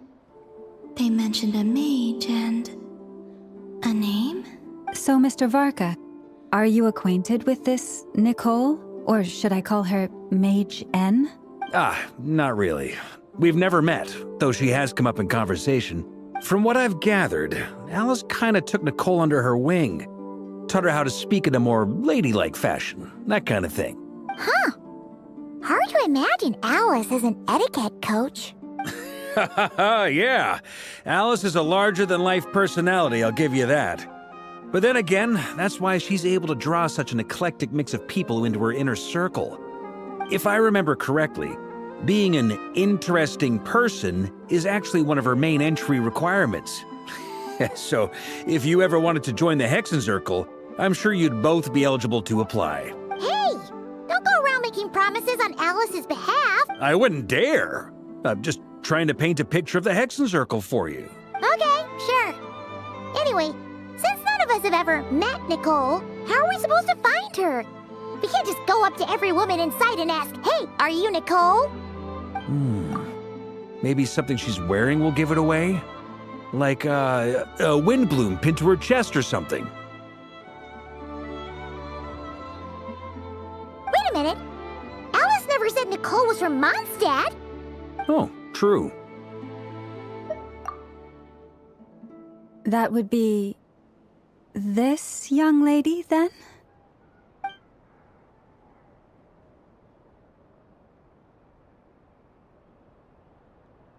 Hey there! Sorry to disturb you, but... are you Miss Nicole? Varka, Knight of Boreas of the Knights of Favonius. Alice might have mentioned me before. Have we got the wrong person? Sorry. When I shook my head, I meant, no, Alice hasn't mentioned you before. Huh? Where is this voice coming from? My apologies. For certain reasons, I am unable to speak. This is the only way I can communicate with you. It might take some getting used to, but I hope you can understand. Hey, it's fine. I'm more shocked by the fact that Alice never speaks about me. I mean, As for you two, we have crossed paths twice before, but it is nonetheless a pleasure to finally meet you. It's really you! Thanks for all your guidance in the past! You're quite welcome. This time, things are different. We have reached the unwritten pages of the story. You might say that we stand at the crossroads of fate.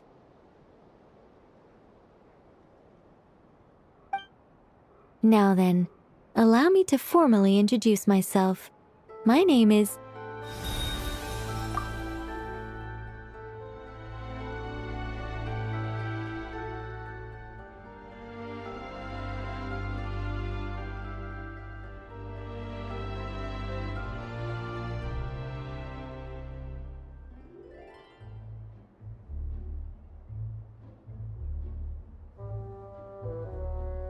No, stop!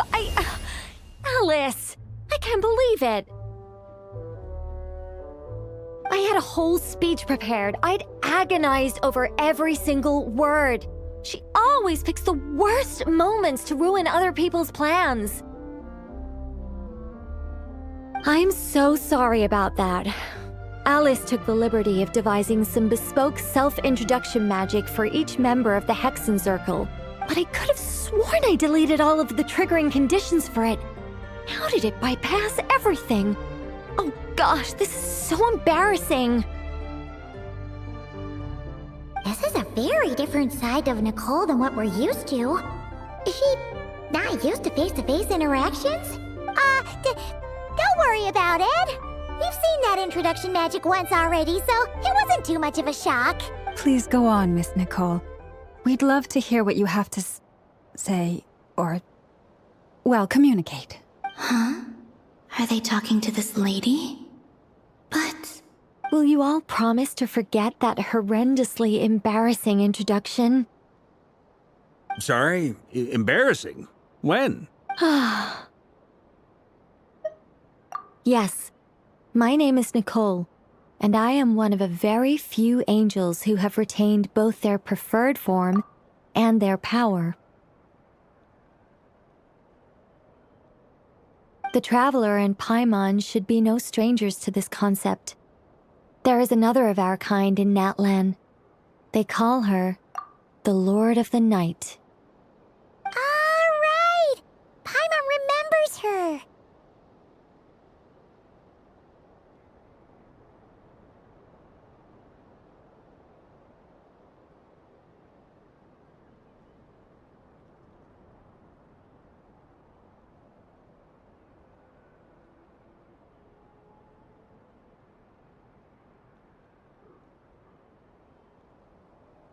Yes.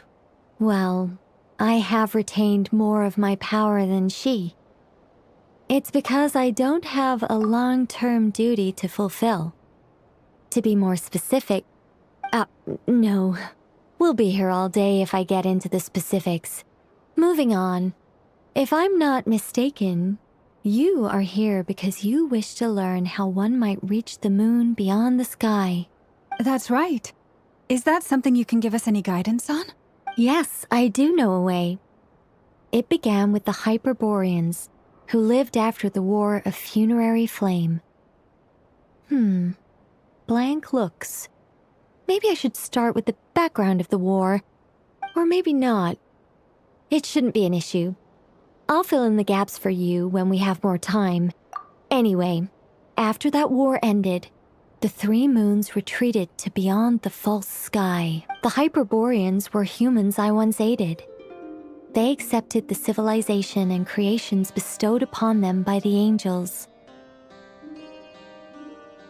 But despite accepting many blessings of the angels, many among them still held on to their faith in the moons. They were reluctant to accept the new order, even after the War of Funerary Flame. They sought to contact the moon goddesses beyond the sky and receive their guidance. But all three had passed away by that point. This mage has a unique method of communicating. Is she talking about the moons?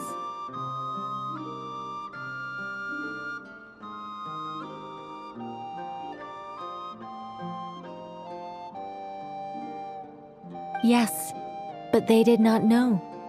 And so, still they prayed for the moon goddess's mercy.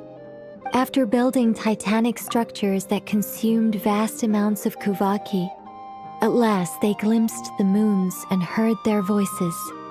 But of course, they were gravely disappointed, for it was then that they realized the three moon goddesses were dead.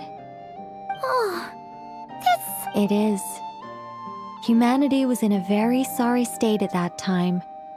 The angels who had once aided them were gone, and the War of Funerary Flames had left them homeless and destitute. Just a second, I gotta ask. How relevant is all this history to the task at hand? Well, I mean, it's... Okay, it seems we've drifted into irrelevant narrative waters. It's been a while since I've had the chance to speak inside someone's head. As soon as I got started, I lost control and the words just flowed out like a waterfall. What I'm trying to say is... Right, yes, that's it. The relevant part is the ritual created by the Hyperboreans. The fact that they bypassed the false sky and saw the true moons implies that they successfully built a connection between Teyvat and the outside world.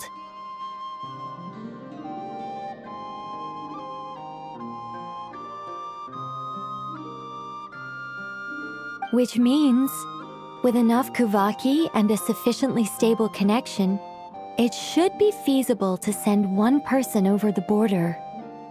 Okay, so they built some kind of portal? Oh, yes. A portal. Yes. Is something wrong? You sound disappointed. I just didn't expect you to summarize it so well. It turns out I could have said all that in one word, if only I'd managed to think of it. No, please, it's fine. This is invaluable knowledge. I'll be sure to record and preserve everything in writing. Oh, really? Well, in that case, I suppose I could backtrack and add some more detail. I did gloss over a few things so far.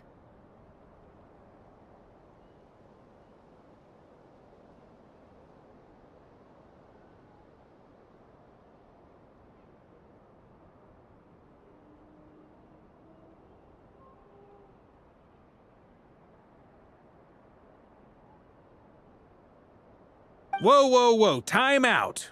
Let's summarize what we've got first. The Hyperboreans were the last ones to use this method, right? So we somehow need to find whatever structure they built and make sure there's enough Kuvaki to power it up. Luckily, we have the moon marrow of both the eternal and iridescent moons, so we're all good for Kuvaki. Which means the key issue we need to focus on is finding the place. Am I right so far? Yes. Although I expect the structure is long gone by now. That said, what if we could take advantage of the phantoms to travel back to a time when it still existed? Well, travel back isn't quite accurate. It's more like we'd be creating a handshake between 2 points in space-time. We wouldn't even have to pick a time when it still existed. It could just be a time when it still appeared in phantom form via projection, or we could project our own phantoms, fold them together, and... You look lost. Was that too hard to follow? Yeah, things got a little, technical there. All right. Let me think about how to put this more simply. Okay, got it. Over the next few days, I'll search for phantoms that we can use. Once I find one that meets the criteria, I'll let you know and we'll regroup. By completing certain rituals, specific individuals will be able to enter the phantom and make it to the Hyperborean structure. If everything checks out and it looks feasible, we'll just need to wait for Moon Prayer Night, and we can send the Moon Goddess back home. I'm really skimping on the detail here. Is this making any sense at all? I think so. For now, we'll just wait to hear from you. Yes. Basically, yes. Great. Counting on you. In the meantime, we'll focus on finding the Moon Goddess's name. My name? Are they looking for a way to stop me from disappearing? Excuse me, Miss... Go on, Miss Nicole.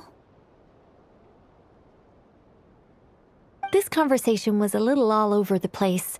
I didn't catch your name. I am Lauma, of the Frost Moon Scions. Ah, I did wonder. I noticed that you listened very intently when I spoke about Hyperborea and the moon's history. If you'd be interested, I'd love to visit you this evening and go through it again in greater detail. Also, if you were serious about making a record, it would be too risky to simply write down the raw details as is. I would suggest some tweaks. Maybe rewrite the stories as fairy tales or fables, perhaps even prayers. Anyway, we can cross that bridge when we come to it. So, see you later then? Oh, and no need to prepare anything. Just a cup of tea will do.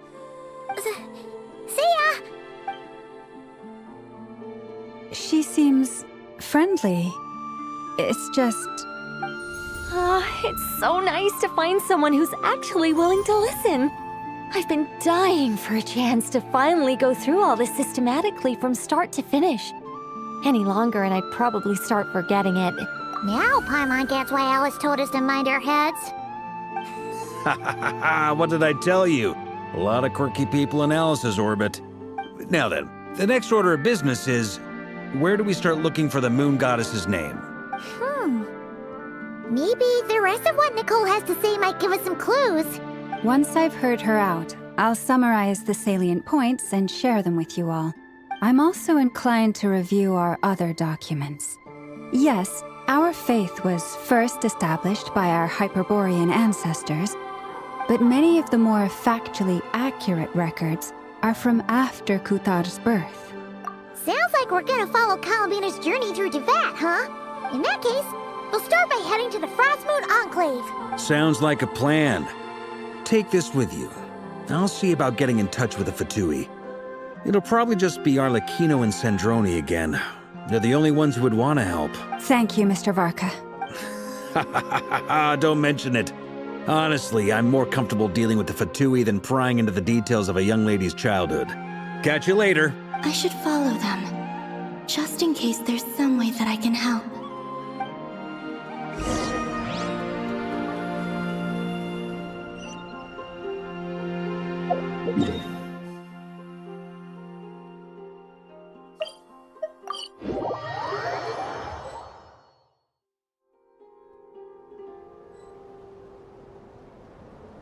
He who wishes to peer into the abyss needs simply to wander through Nodcry on a misty night. The march of the wild hunt will sure to drag him into the dark.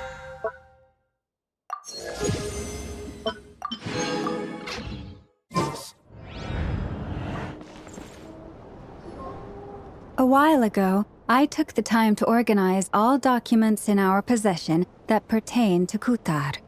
What you see here is the material I consider reliable. You're saying there's unreliable material too? Yes. Most of the information we have was transmitted through an oral tradition. Inevitably, some of her stories were mythologized and deified over the years through countless retellings. That's why I organized them into reliable and unreliable. There's no sense seeking answers in history unless we can ensure the veracity of the historical record. Makes sense. All right, let's take a look through.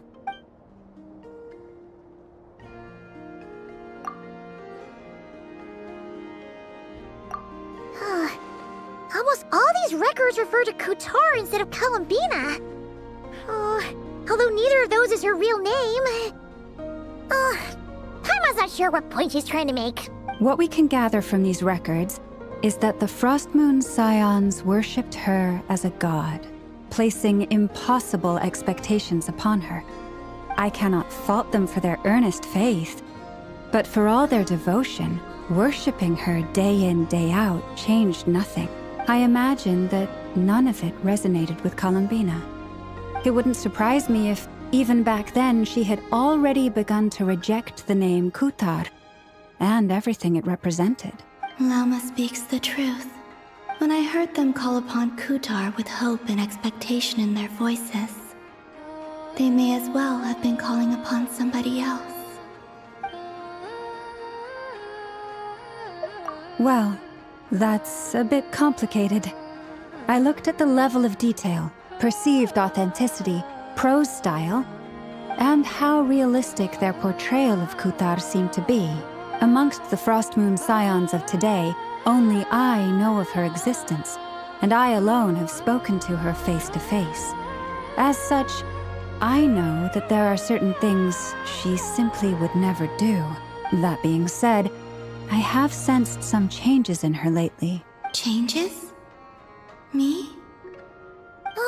Seems like this is getting us nowhere. Sure. Give me a moment.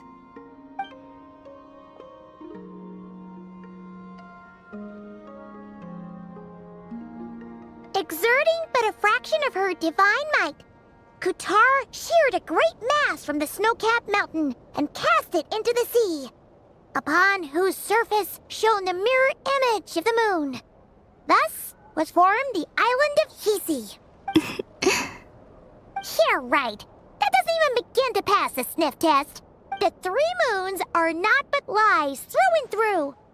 Only one moon has ever shone for us, and Kutar is her name. The vast majority of ancient texts are filled with fanciful tales like these. Kutar did not speak, merely gazing into the distance in silence. And where her gaze landed, this was her prophecy. Clearly, whoever wrote this text never even met Kutar. Otherwise, they'd know that her eyes are always closed.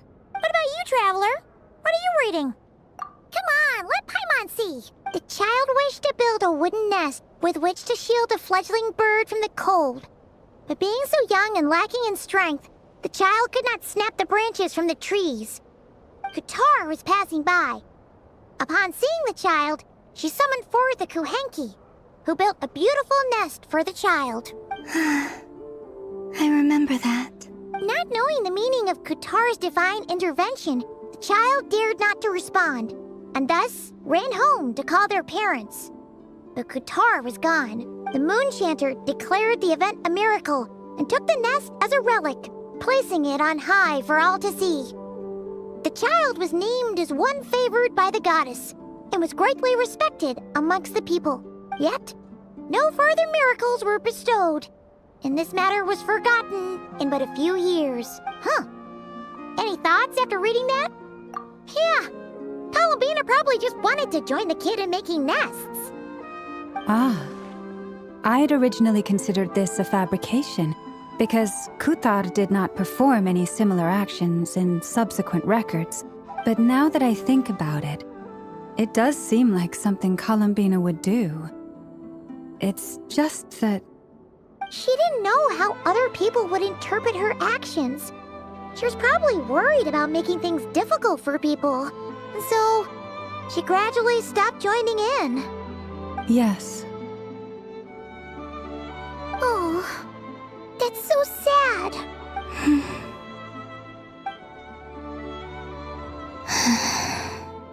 And now, I can make no such gestures of warmth, even if I want to. Still no name. That's a bit of a shame. But we did learn some interesting stories. That's gotta count for something. Varka said he was gonna set up a meeting with Arlecchino and Sandrone, right? Let's go back to Nasha Town and see how he's doing.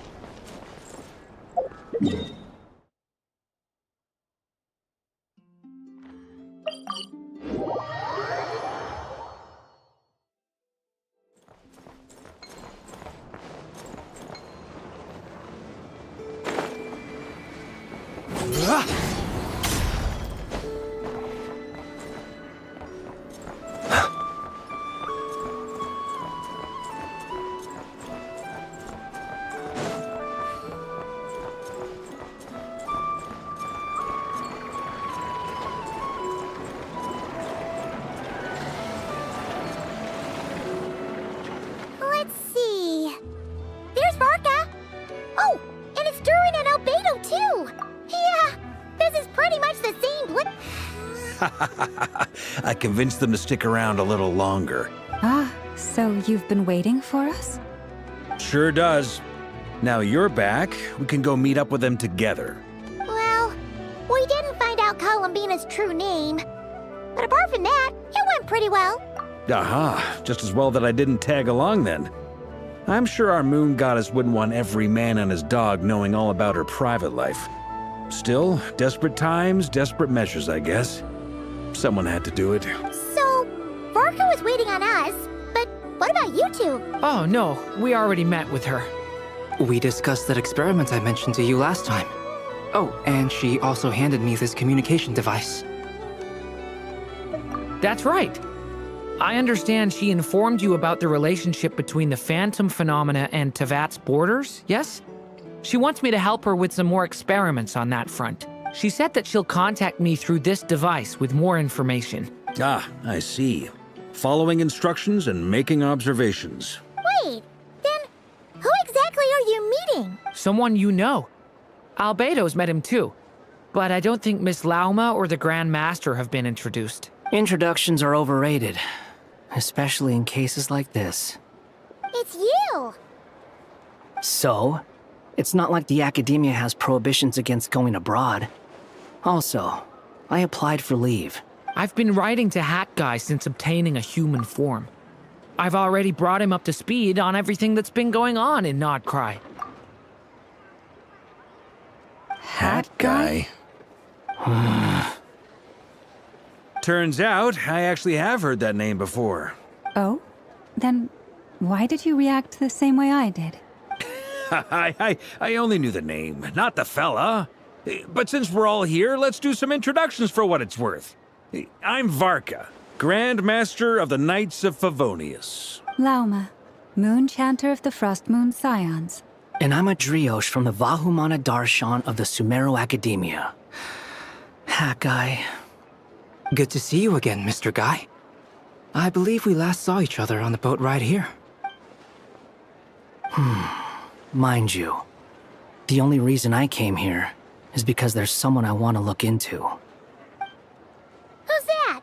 The Doctor, also known as Dottore, second of the Fatui Harbingers. From the tone of your voice, it sounds like there's bad blood between you. I was reviewing our archives and noticed that a lot of information about him was missing.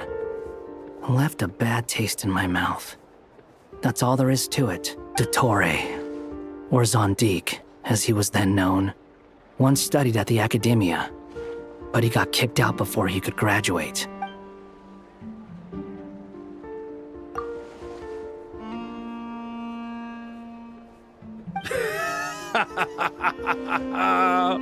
So the Harbinger's #2 man is a college dropout? How embarrassing for them. Last we heard, he was planning something.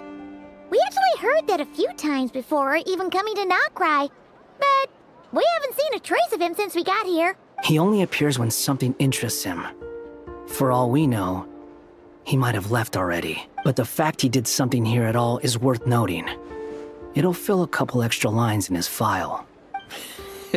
Why does it sound less like a file you're writing and more like a criminal record? Anyway, we were just about to meet 2 of the other Harbingers. Want to come along? You might learn a thing or two about him there. Sure. Even though they're Harbingers, well, they're old acquaintances of ours, so, you know, when you talk to them, try to be... I got it. The Frost Moon Scions' relations with the Fatui remain tense. Forgive me if I do not attend. In that case, we'll continue assisting Miss Alice with her experiments. Good stuff. Everyone's having a fruitful time. All right, we better get going. I'll lead the way.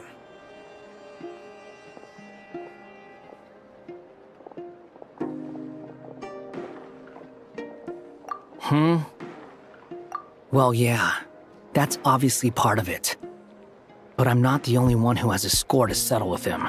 Neither you, nor Lesser Lord Kusanali, nor I want to see him meddling with things again. What's the hurry? Don't worry. Pigeons always know which way home is.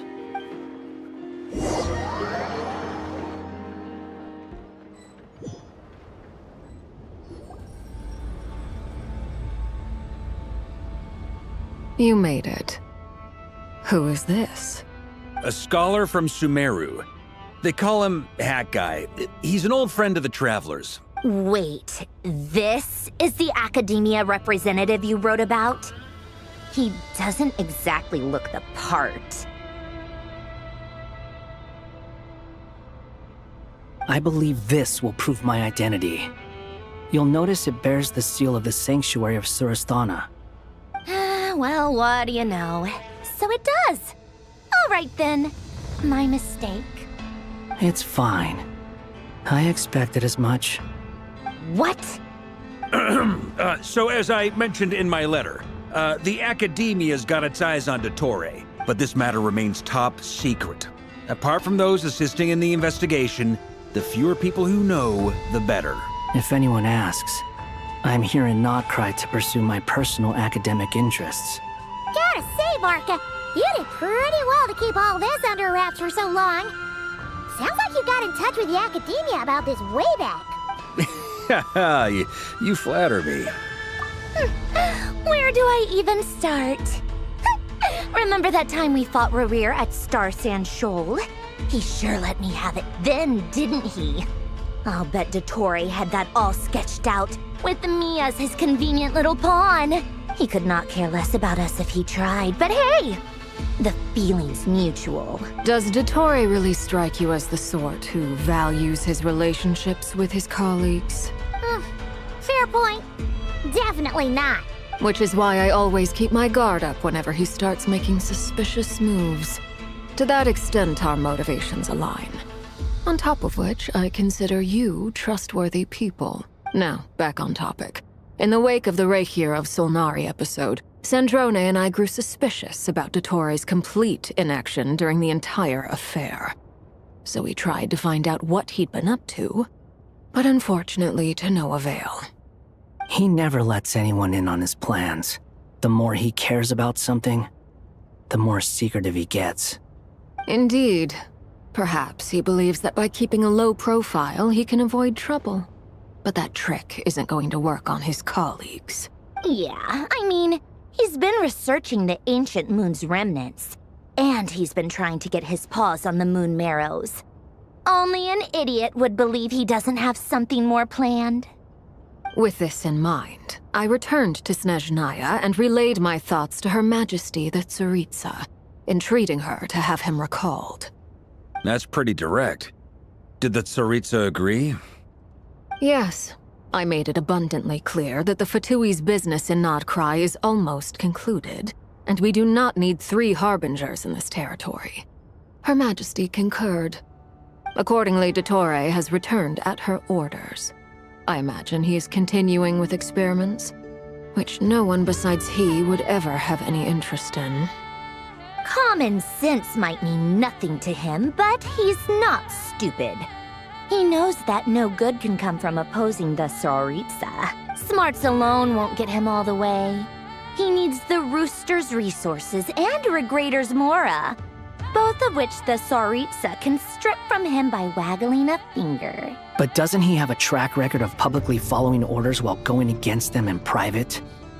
He probably has it down to a fine art by now. Wouldn't put it past him.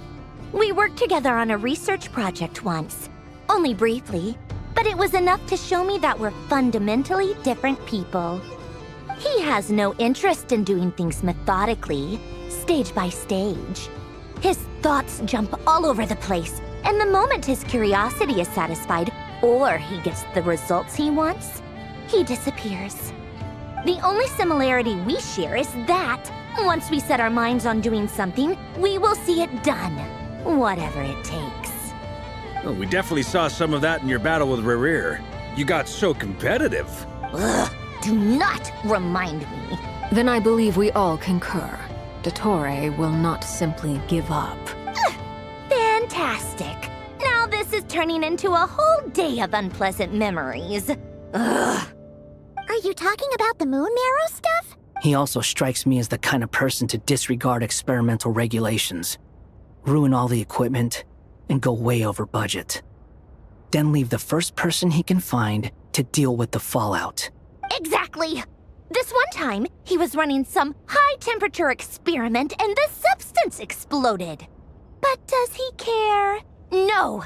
He orders his subordinates to open the device so he can observe the results, which causes the gas inside to leak out. That gas was poisonous. If I hadn't been there, who knows how many people might have died. And after all that, he left while I was still cleaning up after his mess. What a waste of time, he said. Waste of time? The nerve! He wasted my time!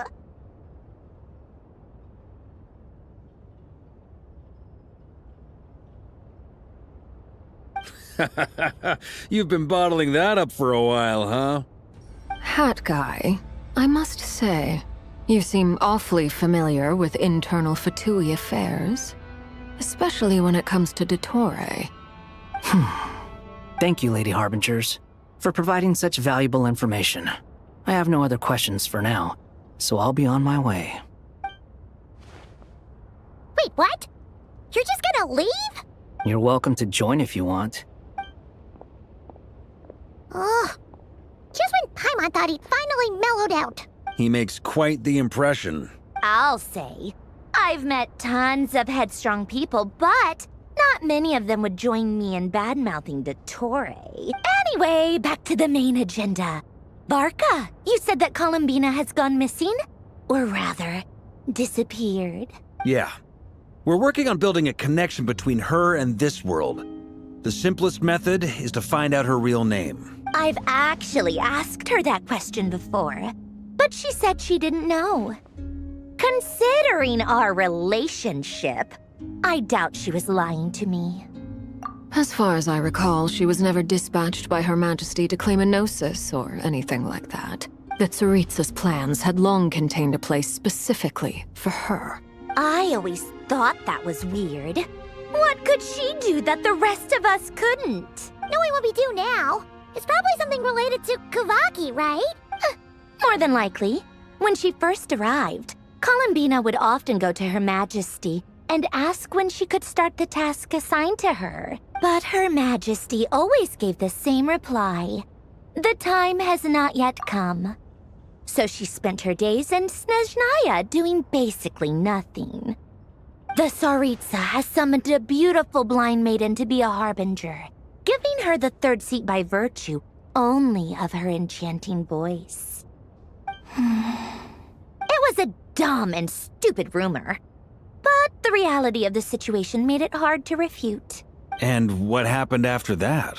I imagine she stopped caring. She no longer seemed to care why she had been recruited, and Her Majesty never gave her any missions, so she just continued to sing in the flower garden. For my part, I was busy. So busy, in fact, that watching someone be that idol had me fuming. But still, I got the sense that she had long been used to a life of other people claiming she was needed when she wasn't. I just felt that having a place to stay would cost me something eventually. And so I waited quietly for the day that I would have to pay the price. And on the other end of that spectrum, you had me. Someone once told me that I had the lousiest work and the toughest luck.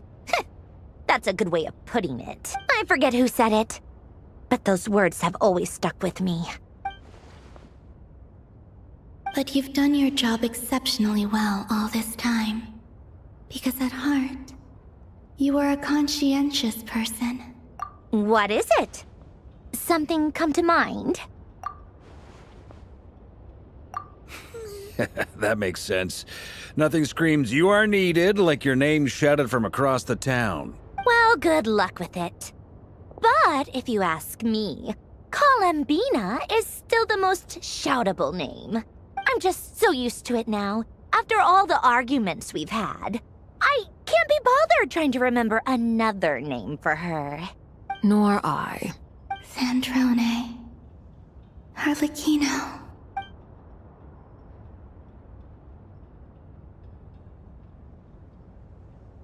Huh! It's a Sealy! Does that mean Nicole has news for us? Ladies, I thank you for your hospitality. If the chance ever comes up, I definitely owe you both a drink sometime. I'm sure it will. You can make your own way out. Heck, you've been here enough times, you probably know your way around better than I do. Okay! Time to do what adventurers do best!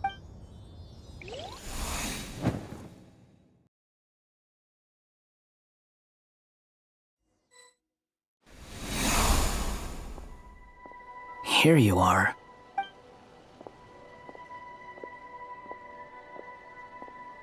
Oh, Hat Guy. How come you're back so soon? Did things go all right with the Fatui? Fine.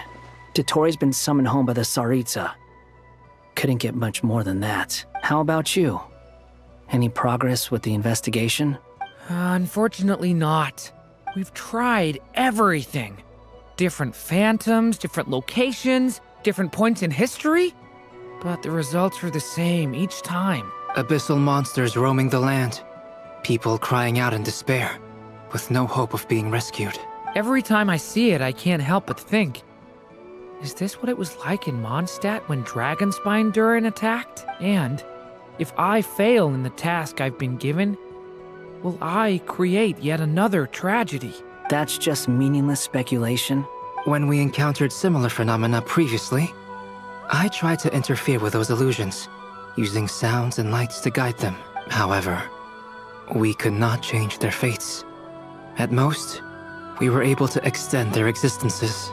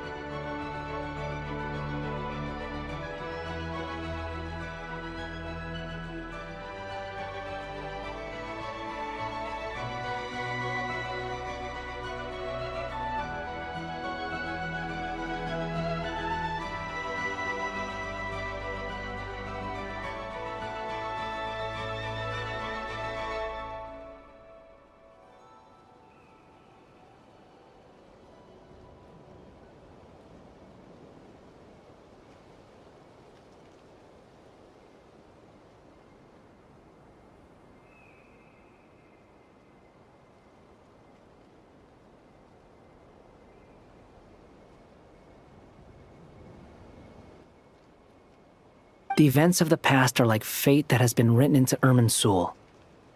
There isn't a living thing in Teyvat that can escape its past. But Miss Alice instructed us to try to find ways to change the outcome that these phantoms face. It's an impossible task.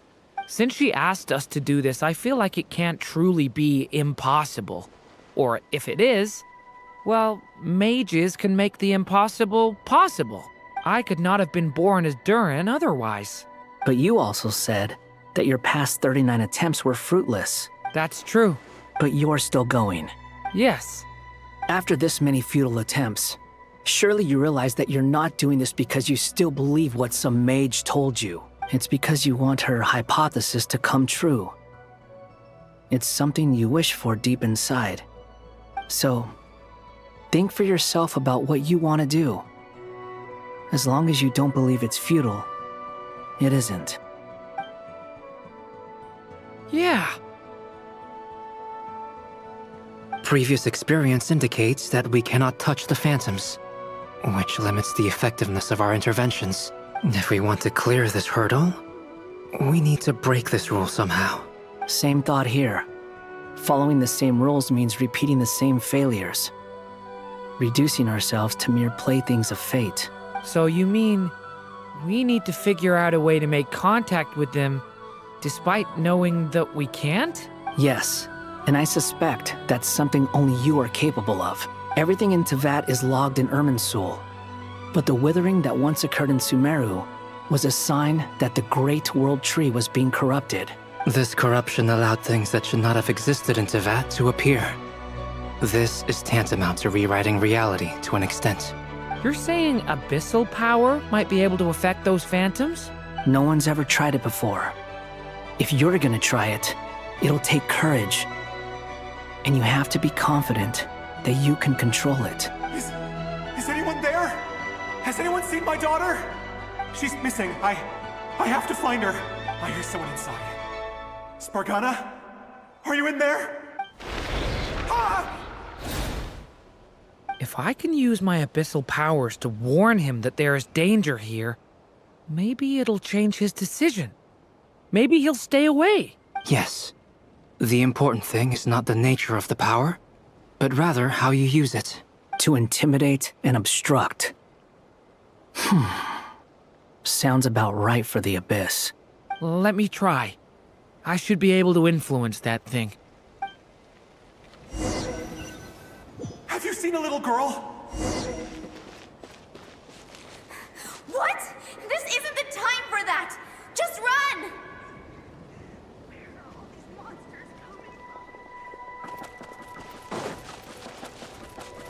I hear someone inside. Spargana? Are you in there?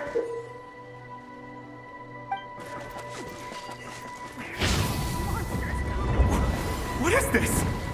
It's dangerous. I should get out of here.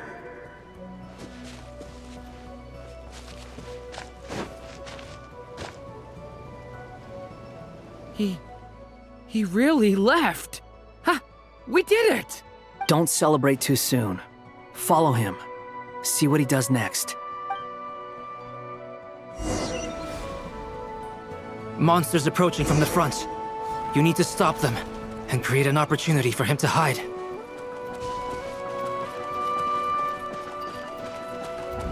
No! There's monsters ahead!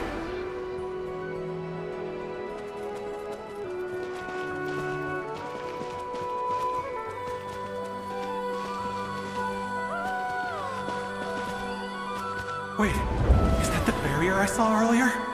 Why is it appearing now? It's as if someone's controlling it.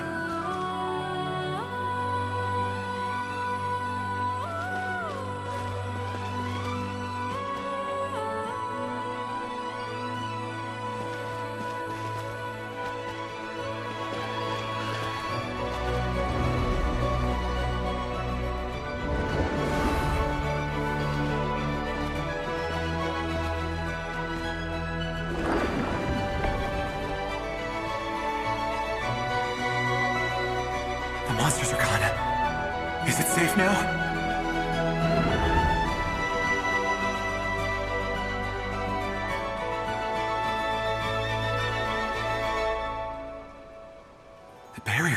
too. How odd. Anyway, I guess I'll keep going. Quickly, let's keep up.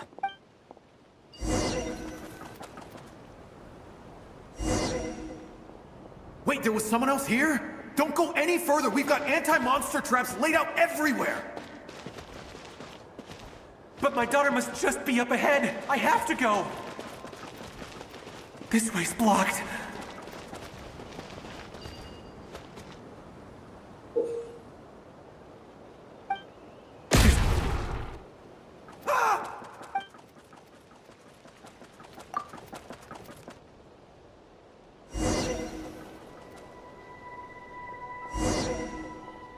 Wait, there was someone else here? Don't go any further. We've got anti-monster traps laid out everywhere. But my daughter must just be up ahead. I have to go. This way's blocked.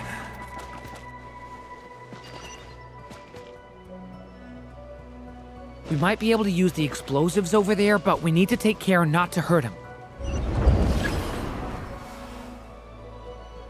I'll use the barrier to keep him at a safe distance.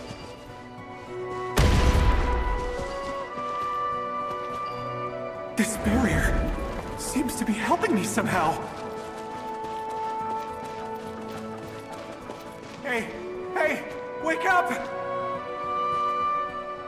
Oh, no good. Gotta keep moving ahead.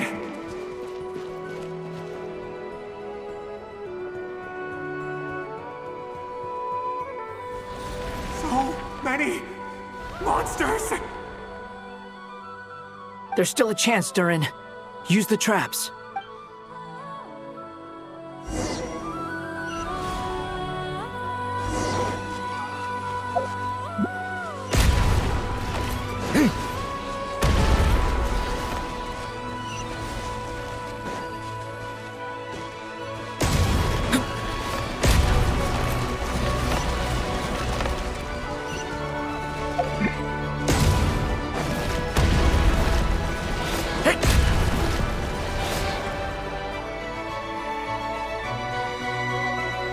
This is a new development. I've never seen this happen before.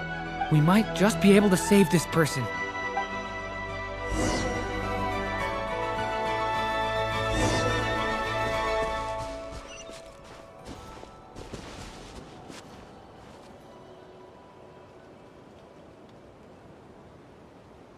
Hello there.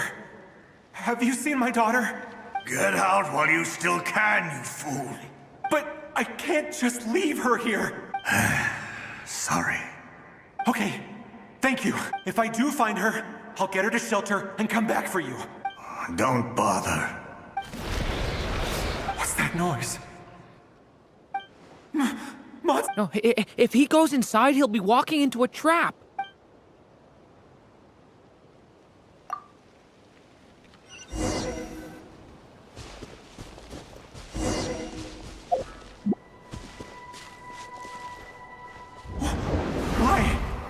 How will I know where Spargana's gone like this? You know what? I'll trust this strange barrier. It's gotten me this far after all.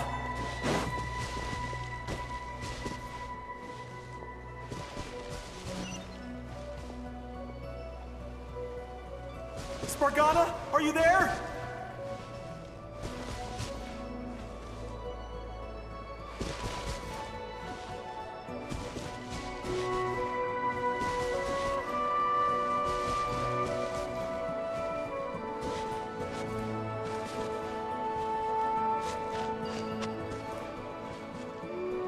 What? What's this? Hey! Let us out!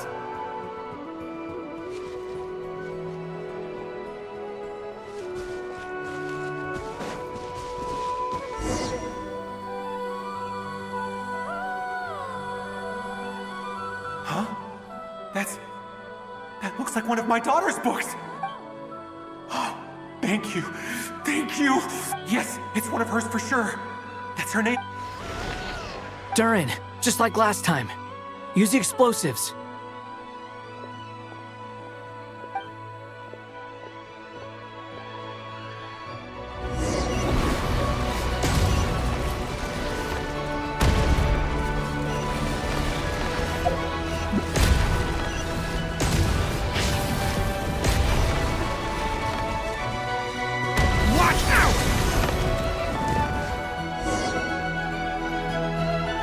won't work. There's not enough left.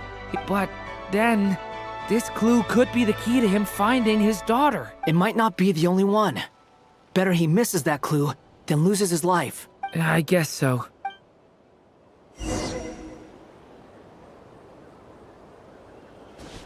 Stop him, Durin. We can't let him get any further in. That's my daughter's book!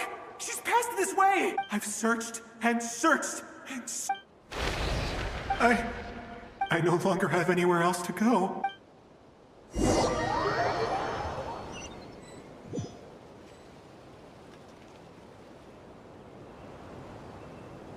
I'm sorry.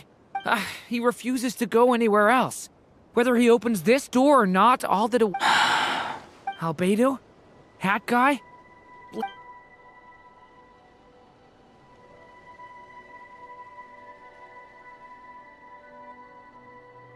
Why am I here? What's going on? All these scenes running through my head. Huh? What's going on? His reactions have changed. How many times have I... Huh? Wait, who are you? You can see us now? I feel like I always could, but that I only just realized you were there. But you were the ones guiding me using that marked barrier, right? I haven't done anything yet, but those monsters, those deaths, they feel like memories. I won't find my daughter. In fact, I'll ultimately die trying to find her. Isn't that right? Well, no, it isn't. Yes, it is. Even so, we're trying to find a way out of this. You've not seen my daughter either, have you? It seems she really isn't here. I'm sorry we couldn't help you. I'm just tired. Maybe. How long do I have left? Experience says 15 to 20 minutes. 15 to 20. Thank you for all your help. Let's rest a while. Now's not the time for you to start pitying us. It's not pity.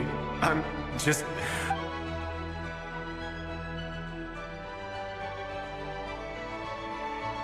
You say you're from Mondstadt, yes? And you're from Sumeru, where they've built an academy into a giant tree? Yes. It seems you've never heard of either place. Those names are unknown to me, I'm afraid. Yes. Have you heard of Hyperborea? I have, but I heard that it was destroyed in the distant past. I see. That was where my ancestors once lived. What about Delphi Pytho? Was it later rebuilt? I've never heard that name. Then what about Sal Vindagnir? I have seen that name on stone tablets on Dragonspine. But I'm afraid the only things left of that place are its ruins. I see. Sure enough, there was no way to turn this around, huh? I'm sorry. I was the one who asked to chat, but it seems like we're too many ages apart. There's barely any common ground to start from. It's all right. We did hear something new, at least. From how you speak of your lives, things must be going all right for you, I guess. They are. Mondstadt is a place of freedom and happiness. There's a lot of good people in the church and the Knights of Favonius, and even outsiders find that it's an easy place to feel at home. We have festivals a few times a year. Everyone gets together to drink, sing, and be merry. Sumeru is a lot more uptight. Not really the kind of place where you can relax. It's a nation fraught with problems wherever you look. But if all you want in life is to seek knowledge, I guess it's pretty much paradise. That's wonderful. In other words, after this all-devouring black tide passed, humanity did not merely avoid extinction, but rose to build prosperous civilizations anew. I mean, I can see you all right now. That must mean the future isn't a total mess, right? That's true. Well, time's almost up. Let's part ways, I think. Might be best if you don't waste too much time on me. The chances are slim, I know, but I'd like to spend these last few minutes looking for Spargana. If things work out, I'd love to tell her about what I've heard. May we meet again. Well, or not, most probably. In that case, May your wishes come true.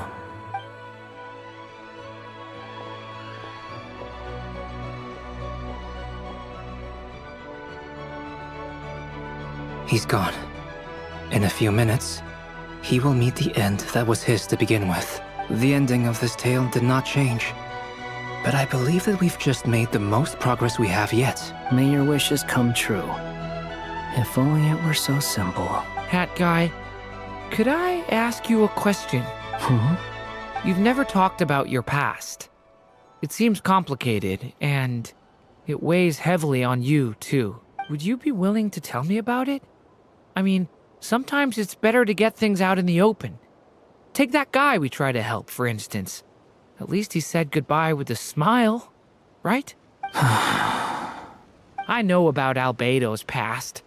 Our experiences are very similar, and he created me. As for you, you're my first friend, and you've witnessed every step I've taken. But by comparison, I know nothing about you. Either way, I mean, we're still best friends. But if I knew more about you, I might understand your thoughts a bit better. I've told you about myself. I'm a student at the academia. And what did you do before that? Prepared for the entrance exam? All right. If you really don't want to talk about it, I won't press you any further. I was a puppet built from the branches of a white tree, using technology left behind by the Conrian schools of mechanical engineering.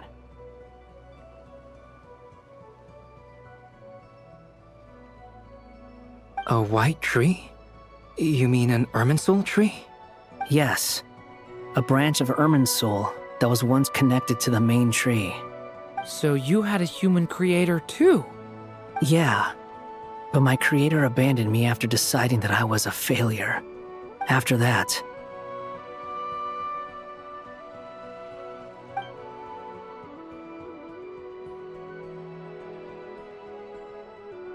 Durin. Resisting the influence of the Abyss, suppressing the urge to destroy, trying to do the right thing. None of these things are easy, but no matter how hard they are, trying to rewrite past wrongs is far harder. You asked me if you would create a new tragedy if you failed. I told you there was no point speculating about that, but the real answer is, yes, you absolutely will. That guy. But at least you've got people here to help steer you away from the wrong path. So, just keep aiming towards the light. I will. I promise. All right, break time's over. Hello? Durin speaking. Hello, friends, it's me. What have you been up to, I'm detecting some unmistakable fluctuations here at the border. The amplitude isn't particularly high, but they're completely different signals from the ones before, and the scale is comparable to those I've detected previously. Alice, we were unable to save that person. However, he appears to have retained a portion of the memories gained through that cycle, and was able to hold a conversation with us. I see. Well, that is rather odd indeed. It definitely merits further attention. Could I trouble you to keep trying the same approach? I need to gather some more data. Counting on you. I should probably have Nicole come and check this out as well.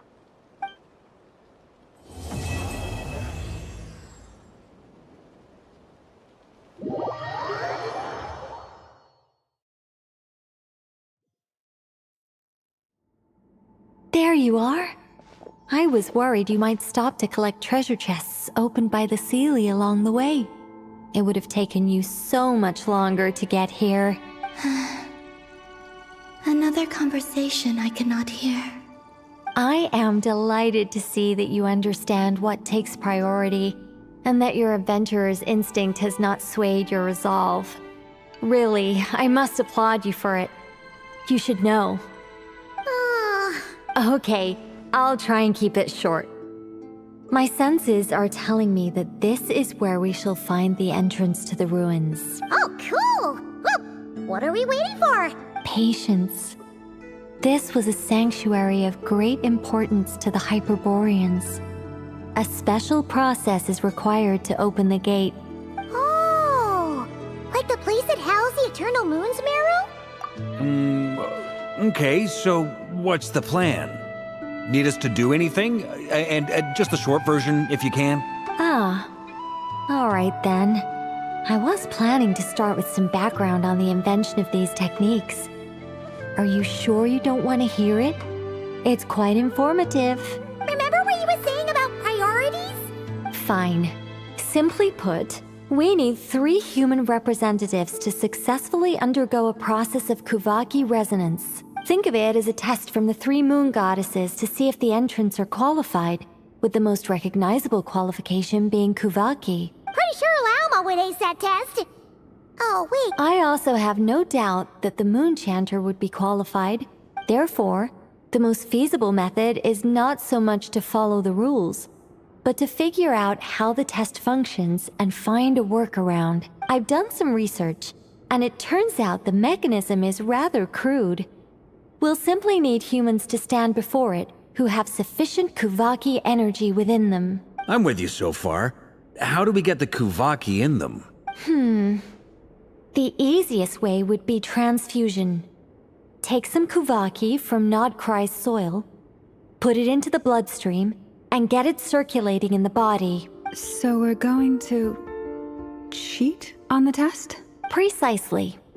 There are other methods, but this is the simplest one. Cheating the system is much easier than trying to hide from it. Huh? Sorry? Does the idea of cheating upset you, Miss Lauma? No, that's not it. I suddenly had an idea. Ooh, what is it? It's about Moon Prayer Night. I figured out a way for Kutar to join in the festivities. Huh? But as Paimon said, we need to have our priorities straight. Let's get back to the test. I'll follow up with Nefer on the festival arrangements. Okay. Anyway, is this really the best method we have? If you think that's dangerous, wait till you hear the other methods. I'd be more than happy to go through them if you'd like. There are several. No need, we're good. Let's go with this one. Very well. Kuvaki transfusion it is. Now, I should mention that the risks can be greater or lower depending on individual compatibility. It would be rash to simply infuse the Kuvaki and hope for the best. If the body rejects it, the reaction can be quite severe. The symptoms are similar to another condition that some people living here suffer from, known as congenital Kuvaki sensitivity. So, before we execute our plan, I will perform a simple test of my own to see who is compatible and who is not. Once that is done, we will have to complete the resonance process as rapidly as possible. The participants must remain stationary while the Kuvaki circulates and bonds with them, and they mustn't eat or drink anything. What? No eating or drinking? That's some hardcore fasting. They'll all be monks by the time they're through. 3 days. Oh, that's so long! Can we still... Fasting? What are they talking about? Really?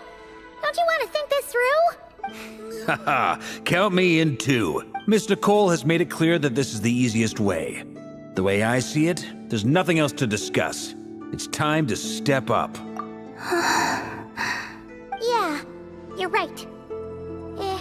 In that case, Paimon volunteers to be captain of logistics. Then we'll start with you first, Traveler. Please step forward.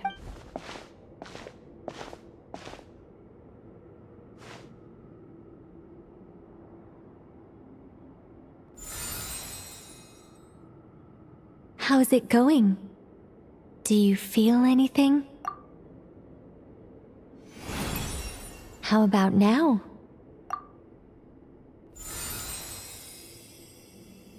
And now?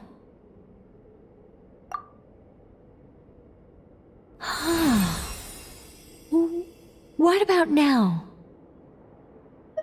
You guys, it's not a competition, you know. All right, I'm officially impressed.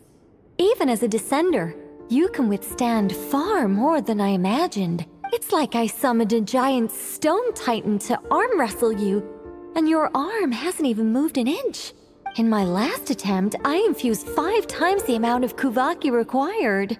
Yes, safe to say, compatibility won't be an issue for you. You're eligible to join. You're next, Mr. Varka. Sure, here goes nothing. All right. I'll start where we left off. 5 times the required Kuvaki dose.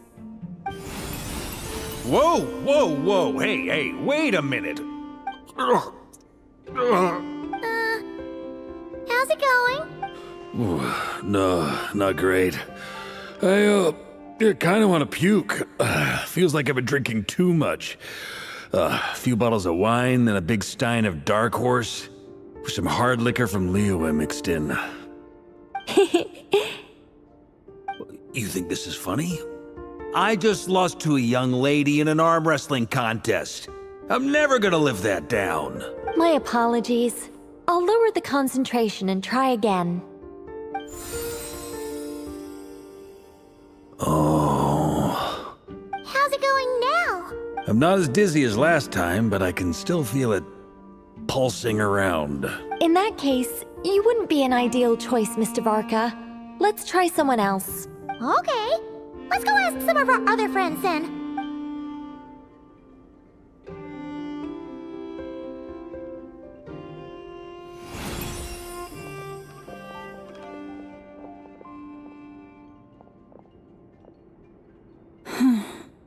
No surprises here, Miss Moonchanter.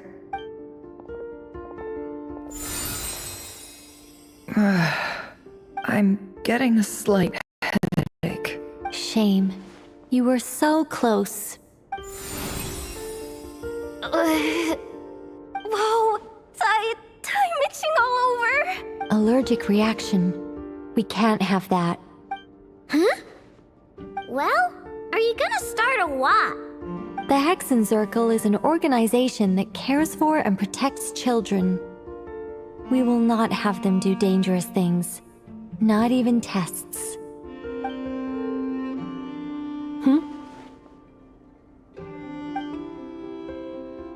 Is something the matter? The candidates have to be human. I guess that rules me out too. Huh. Everyone except the Moonchanter got beaten. Guess I don't need to feel so bad after all. Perhaps I could ask for volunteers among the Frost Moon Scions. I'll see about talking to some trusted Lightkeeper colleagues. Itlua springs to mind. In fact, I think we had some former Frost Moon Scions join our ranks recently. Can you give me the scientific explanation for how the test works? I can probably make some kind of test bot. Then we can just zip through Nashitown, going up to people and pressing a button to check their status. Wouldn't that be way easier? No. Wow! No elaboration for once. How about I contact the Knights of Favonia's garrison in the Wave Chaser plane? Shame that Lohan's already left. And that guy's even tougher than I am. Strange. The Moon Goddess is clearly revered by many people. So why is she on the brink of disappearing? She mentioned that the world has rejected her from the very beginning. And when we fought the Raikir of Salnari, it seemed like she exhausted her power for our sake. Also, I'm not sure revered is the right word for how people feel about her. Gratitude, certainly. For my part, anyway. It's basic reciprocity. She helped us, so she deserves our help in return. Yeah. Even though she looked like she didn't care, she still saved a ton of people, including me. A review of the relevant data leads me to conclude that Miss Columbina is a good person. Yep, you bet! They really think so? I'm super surprised that Columbina isn't her actual name, though. I think it really suits her. It's light and graceful and... yeah, just a really pretty name. I know, right? Unfortunately, that's not our decision to make. Columbina. That was the code name the Fatui gave me. But it also came up in the song I heard when I was born. But... is that really all there is to it? What do I truly think of my own name? Is there anyone left who will still call me by that name?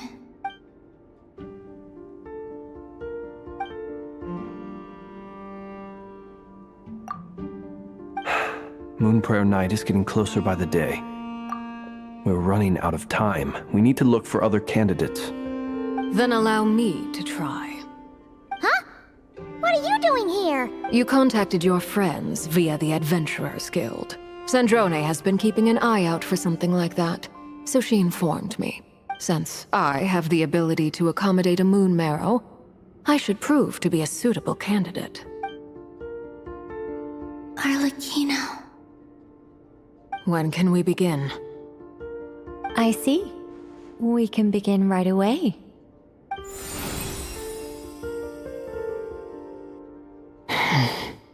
How was it? Did you feel any discomfort? Not at all. Then it seems we shan't need to look for additional candidates after all. Great! Cool. Alright, like Paimon said, the rest of us can take turns making sure the three of them stay warm and comfy. Then, my job is to take care of the caretakers. I will ensure everyone receives food and accommodation. I'm ready as well.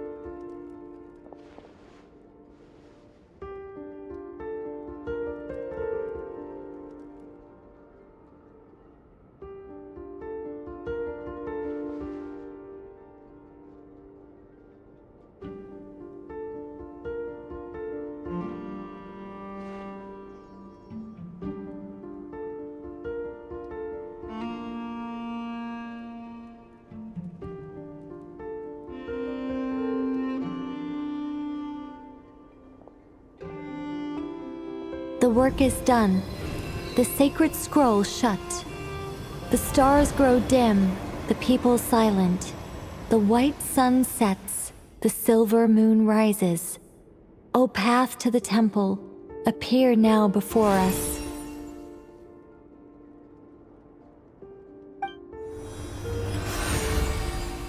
Wow! It really opened! So that's what all this is about.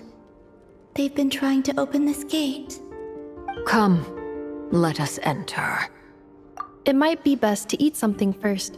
Take care to chew properly and swallow slowly. It will give your body time to readjust to the digestion process. They will head in soon. They will need to enter this gate.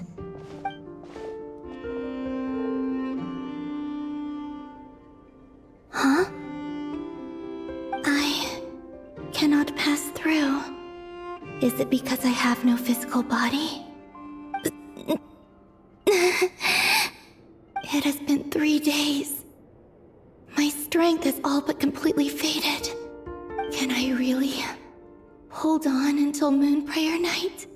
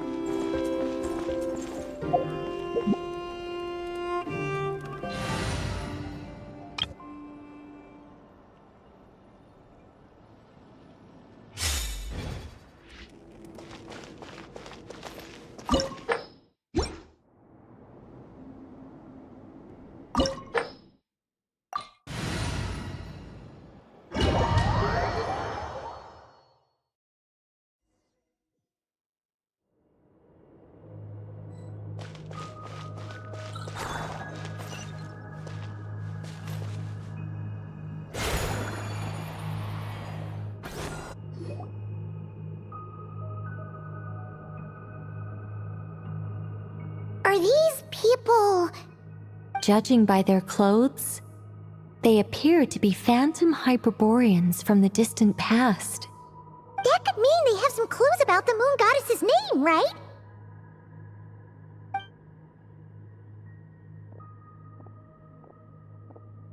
Hey there! Could you tell us what the moon goddess's name is?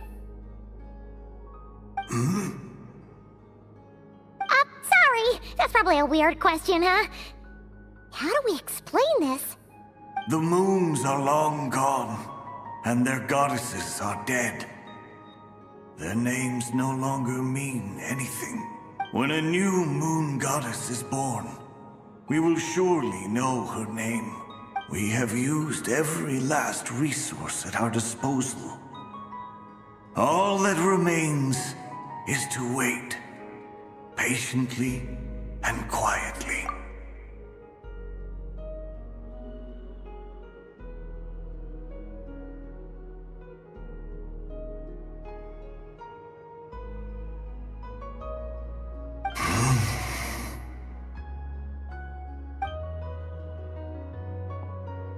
Were the people of the past all this devout?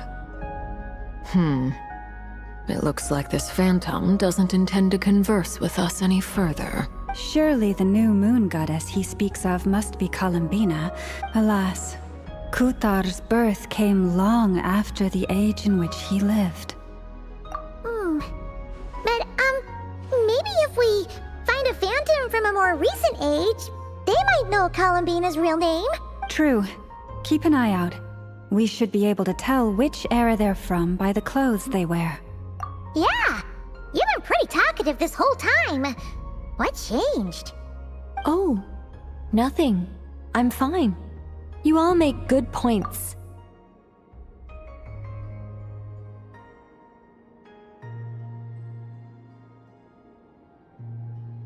When the Hyperboreans speak of moon goddesses, they mean the three from truly ancient times. I can't imagine they would know anything about our current moon goddess.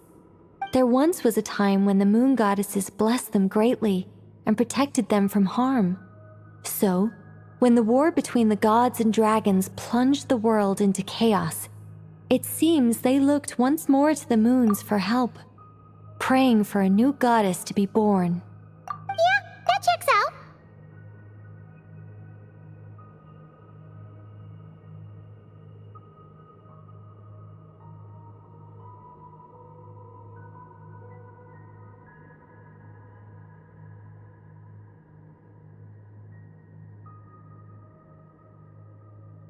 Let's continue on. Who knows what else we may discover?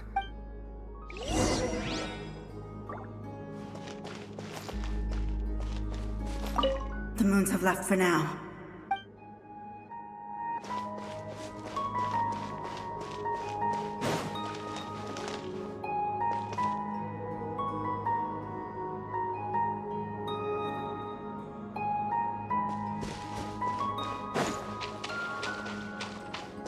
There's a door blocking this path! Not a problem. Try this.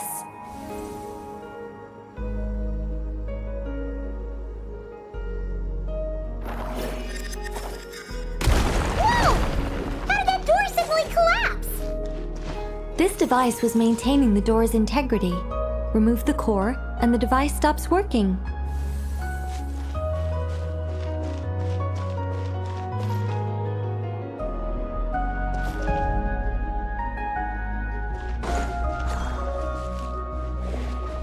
Is this our destination? Impressive. More precisely, this is a device that will help us reach our destination. Let's go. We still have a long distance to cover.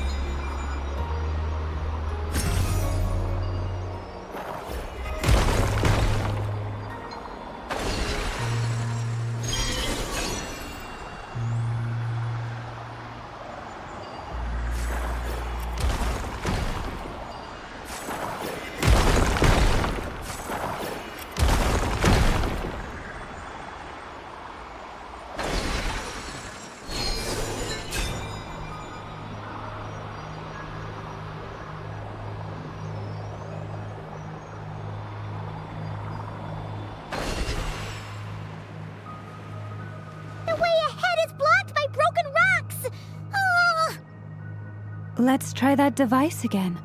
Remember the door from earlier?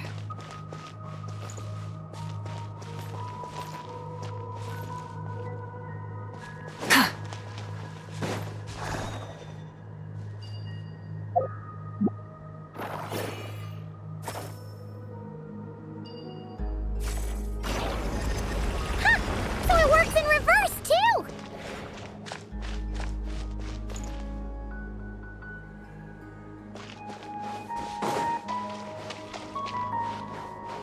The humans we see are all phantoms, but the monsters are real. What a fascinating place. There'll be plenty of time to admire it later! Wrath from the skies! Incinerate! Ooh, there's a whole bunch of artwork in here. Seems pretty old. Nicole, this is probably your area of expertise. What do all these paintings mean? Let me see. To understand these murals requires some knowledge of the history surrounding the War of Funerary Flame. I shared a little of this with Lauma before. Yes, I think I follow. The dispute between the Moon Sisters, the transformation by Nibelung. Oh no, it's no trouble. I'd be delighted to share the tale again. Alright then. Tevat's 3 moons and their goddesses were brought into being by the will of Nibelung, the then ruler of Tevat. But when the heavenly principles came, they changed the world completely, down to its very foundations. The moon goddesses were nowhere near strong enough to challenge this entity. But the heavenly principles did not view them as heretical entities that had to be removed. Essentially, the 3 moons existed to keep this planet alive and operational, which did not directly conflict with the heavenly principles' aims. Nevertheless, the inherent precariousness of this arrangement would soon be revealed. Nibelung returned. Yes. He did, and thus began the War of Funerary Flame, a battle for dominance between Nibelung and the heavenly principles. Discord would soon emerge between the 3 moon sisters. One would voice the opinion that they should follow Nibelung, for it was he who first hung the moons in the sky. Another would argue that taking sides in the conflict would only bring the world closer to ruin. There was no telling where it would lead, especially since their creator had returned, bearing the perilous power of the abyss. Nibelung would eventually discover their disloyalty. He had all 3 imprisoned before transforming the moons into weapons with which to fight against the heavenly principles. What? Weapons? Yes. The very moons that had once defended the planet became instruments of death and destruction, striking terror into the hearts of all living things. And although the heavenly principles and the 3 moon sisters had once been at peace, it now seemed that the moons posed an unacceptable threat to Tevat. It is possible that the heavenly principles did not know of the goddess's imprisonment. If so, the weaponization of the moons would surely have been viewed as an intentional breach of the peace agreement. Regardless of who knew what, when, the heavenly principles shattered 2 moons and flung the other beyond the skies. Whether the goddesses managed to escape Nibelung's captivity after his fall, nobody knows. But this much is certain. From that day on, the moons no longer belonged to Tevat. The rejection slowly drained their power until eventually they passed away. So that's the full story. You say the moon ceased belonging to Tevat from then on. Why then would Columbina be born here? That is perhaps due to the lingering connection between the Frost Moon, which was not shattered, and this world. You could see it as the 3 sisters' dying wish. They never desired war. All they ever wished for was to protect this land. I see. If the final fate of the 3 goddesses is as you say, then Columbina faces the same grave danger. Our investigation has yet to bear fruit. We must hurry.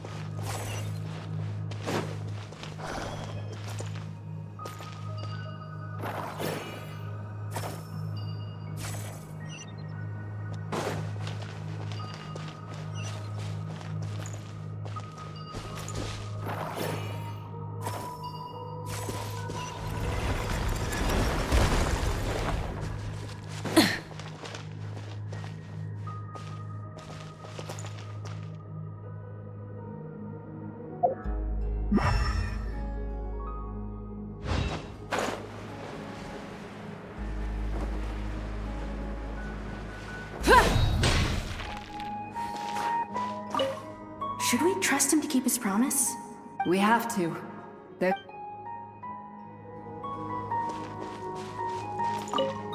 Why? What? Remember his words. We must change our fate.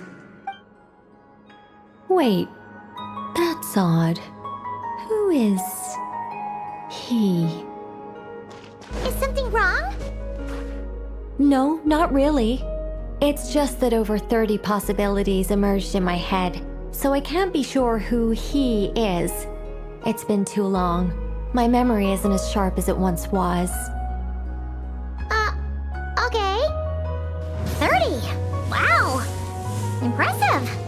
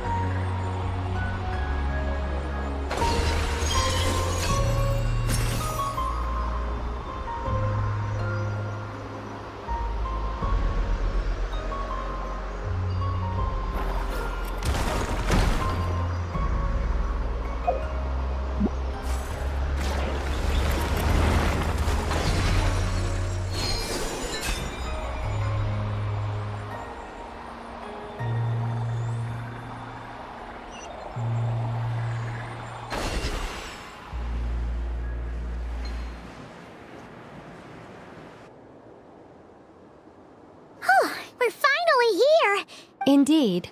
I was a little worried about that at first, but as we got closer, I sensed that the Kuvaki within it flows unimpeded. The only issue is how to activate it. What about the cores from some of the other devices we've seen? In all likelihood, yes. I imagine that would have been the Hyperborean's backup plan.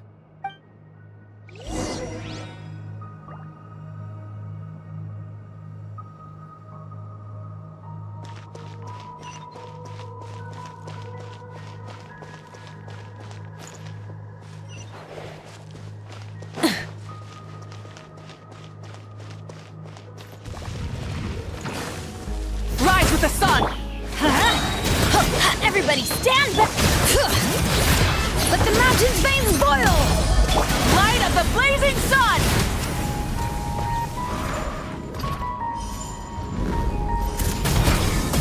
Incinerate!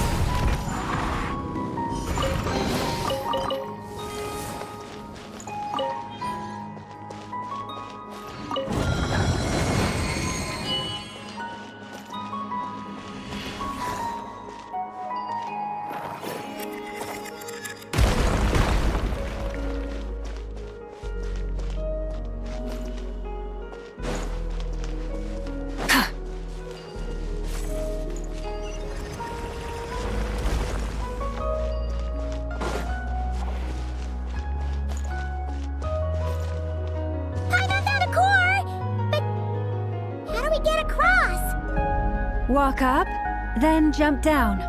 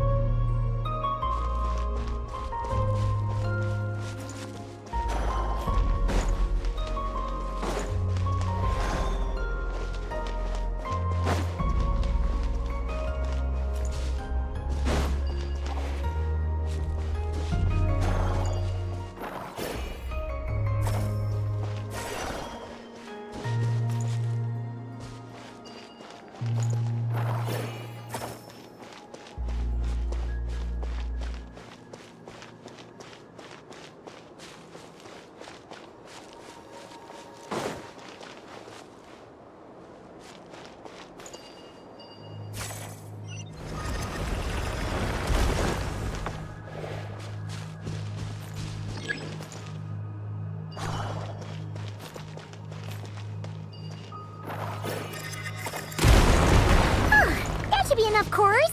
Let's head back.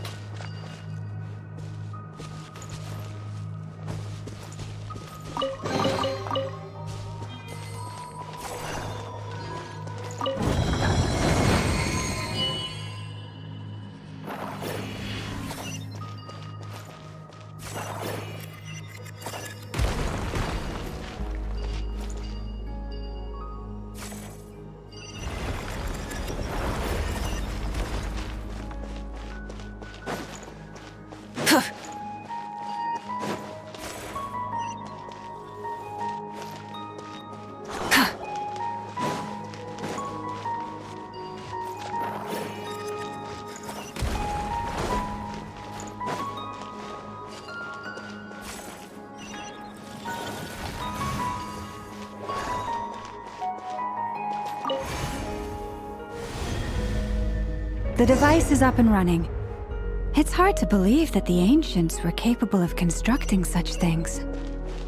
Paimon sees our destination! It's right up ahead! Yes, let's go.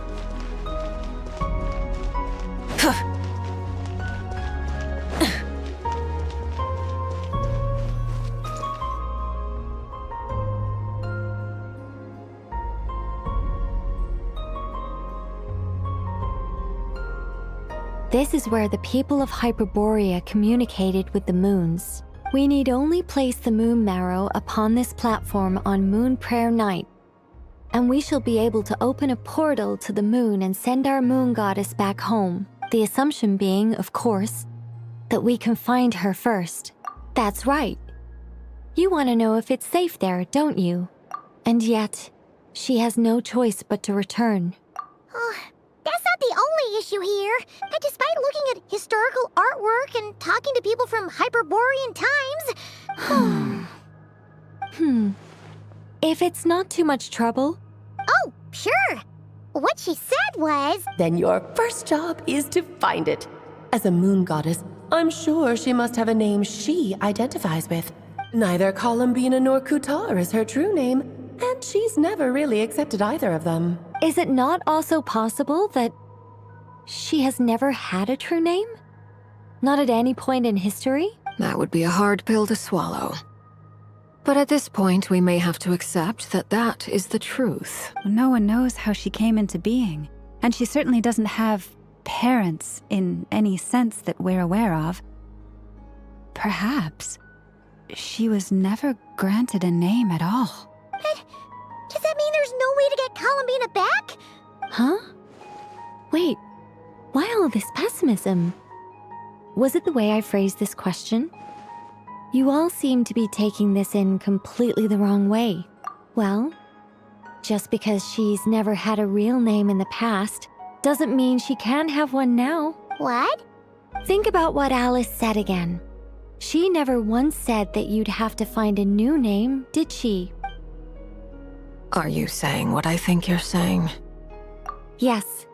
Names are anchors that connect us to the world. If she doesn't have one already, then all we have to do is create one, no? It's like... yes.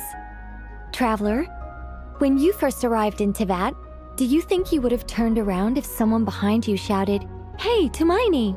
But what about now? I understand what you mean. Life is a long journey. Even the friends and family by our side can change over time. When people call you by different names, what matters isn't so much the words themselves, but what they symbolize, and of course, whether that resonates with you. So, close your eyes and picture the moon goddess in your mind. If you were to call out to her in this moment, what would you say? Columbina. Columbina. Paimon will call her Columbina too. Well, she has long forsaken everything that Kuthar represents. I think from now on I should call her Columbina too. Well, it sounds to me like you found your answer. Are you sure? Is it really that simple? For a journey like this, the process is every bit as important as the outcome. Had you not searched far and wide, rejecting every other answer you were offered, how could you have come to an answer you felt was finally correct? Oh, it all makes sense now. This has Alice's fingerprints all over it. Are you suggesting that Mage knew from the start that Columbina never had a real name to begin with? I can't say for sure. But I can definitely imagine her chuckling in satisfaction somewhere right now, saying, "Ah, what fun." Llama! Your antlers! You should hurry. The festive moon has begun to rise. Do not worry, for when you called the name Columbina just now, I could sense that the power within was enough to summon back the moon goddess. The power within what? The name? Yes. So, the thing is...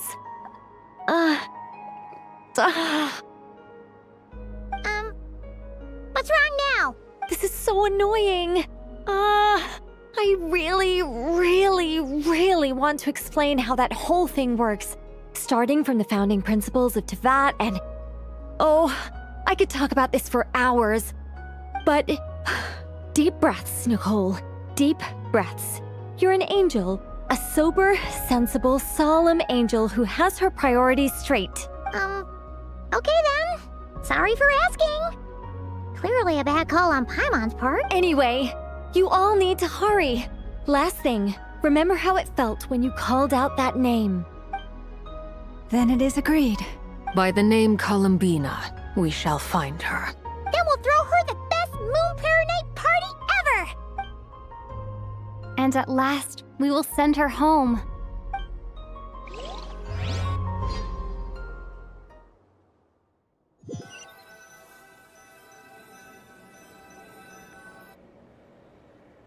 I can barely move anymore. My consciousness is fading away. Have they come back out? I'd love to see them one more time.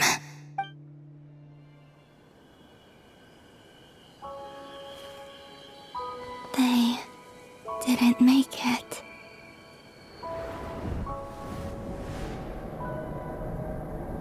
Could you tell me your name? My name is... Columbina!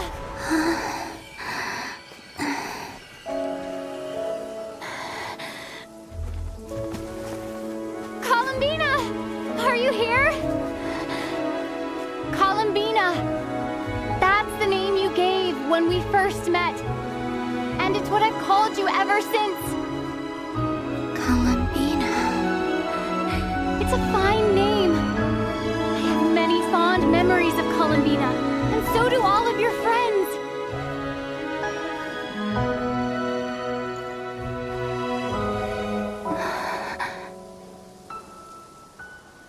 If you like this name,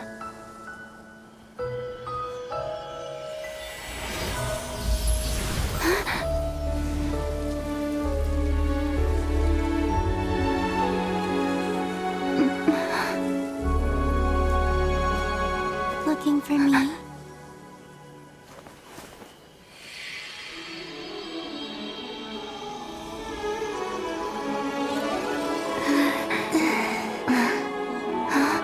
I like it. You can carry on using it. My name is Columbina Hyposelenia.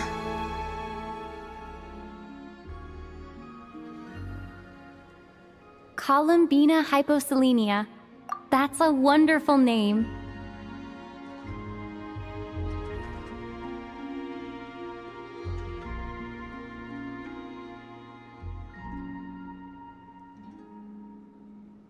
I never thought that Columbina would become my real name. But after I met you and my other friends, the things that this name stood for slowly began to change. It went from being a Fatui code name to something my friends call me.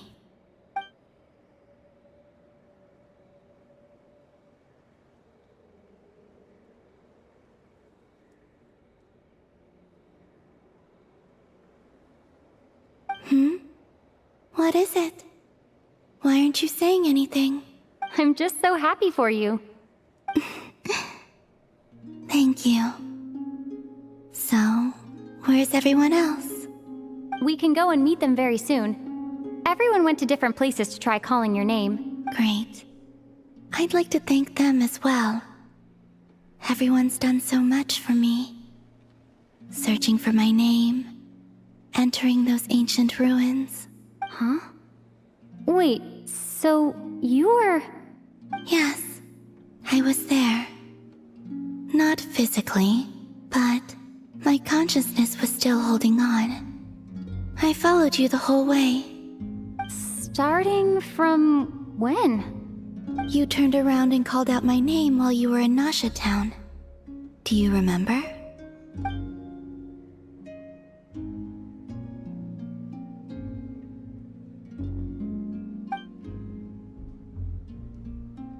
Let's go. We don't want to keep them waiting. Sure. In that case, come with me. But... Hmm? Before that, could you call my name one more time? Sure. Come with me, Columbina Hyposelenia.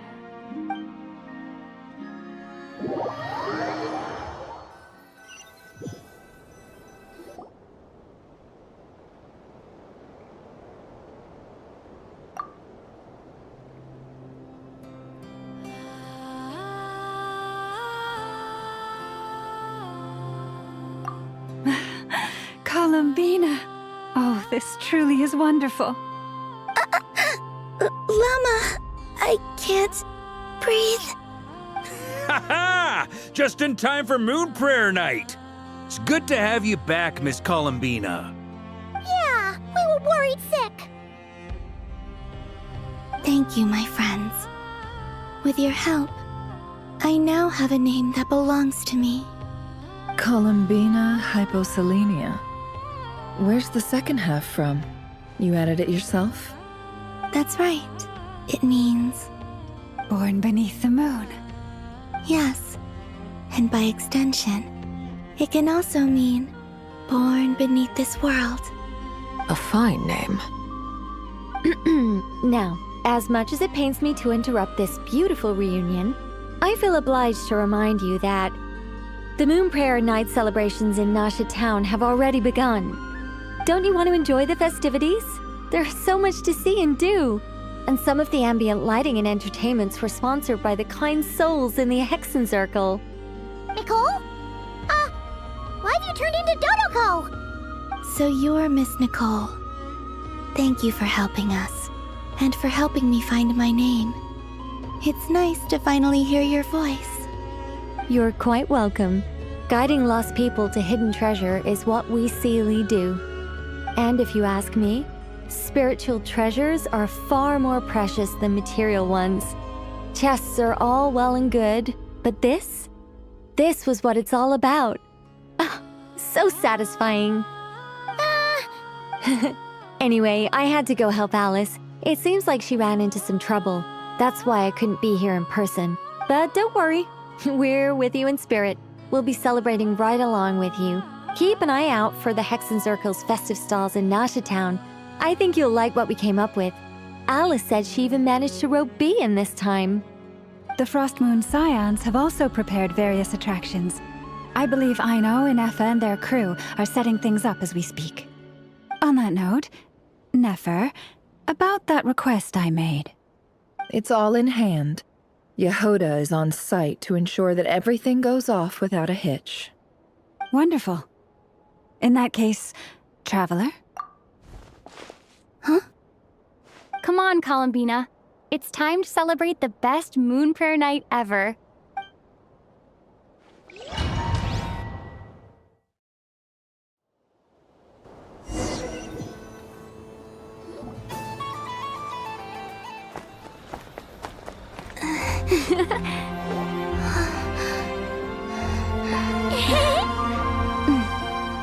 Hey, young lady.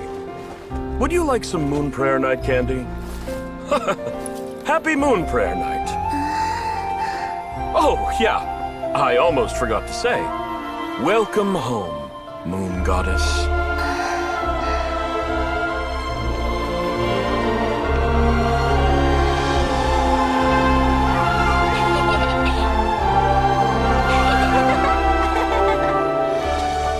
Welcome home, moon goddess. Welcome home, moon goddess. Welcome home, moon goddess. Turning Nashitown into her home is a festive gift.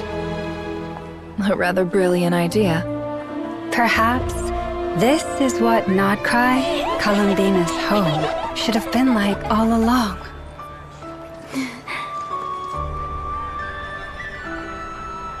Thank you for the gift. I like it a lot.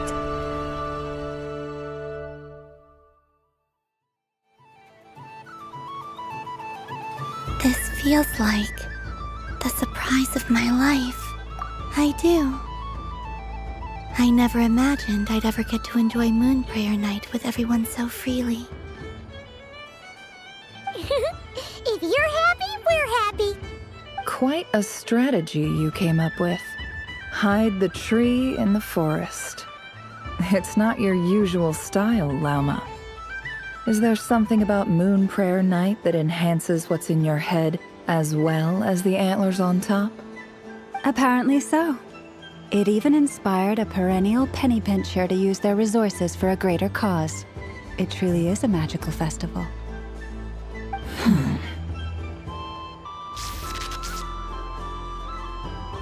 I see it now. This bickering is actually a sign of a strong relationship. Huh? What's everyone doing here? Oh, Miss Columbina, you're back. Yes, I'm fine now. Thanks for your concern. How's your progress with Alice's assignment? Very well indeed. I've never heard her sound so excited. Not like this. This time, her excitement seems more serious. Seems like she's had a major breakthrough. She said she'll contact us once she knows more. In the meantime, we're free to relax and have some fun.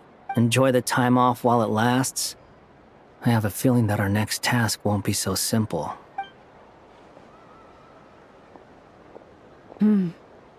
I should go. I still have a few things to attend to at the Frost Moon Scion stall. And I think I'll take a look around. With any luck, this once-in-a-year festival will come with once-in-a-year opportunities. Hold up a second. Where's Varka? I believe he made a beeline for the flagship the moment he entered Nashitown. Ah, that's Mondstadters for you. They know what they want when festivals roll around. Goodbye for now, Columbina. I hope you have a wonderful night. I will.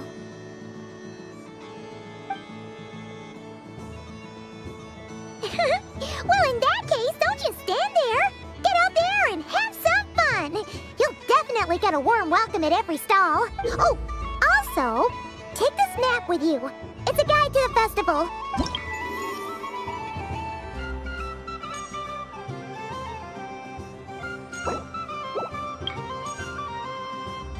The Frost Moon Scion stall is over here.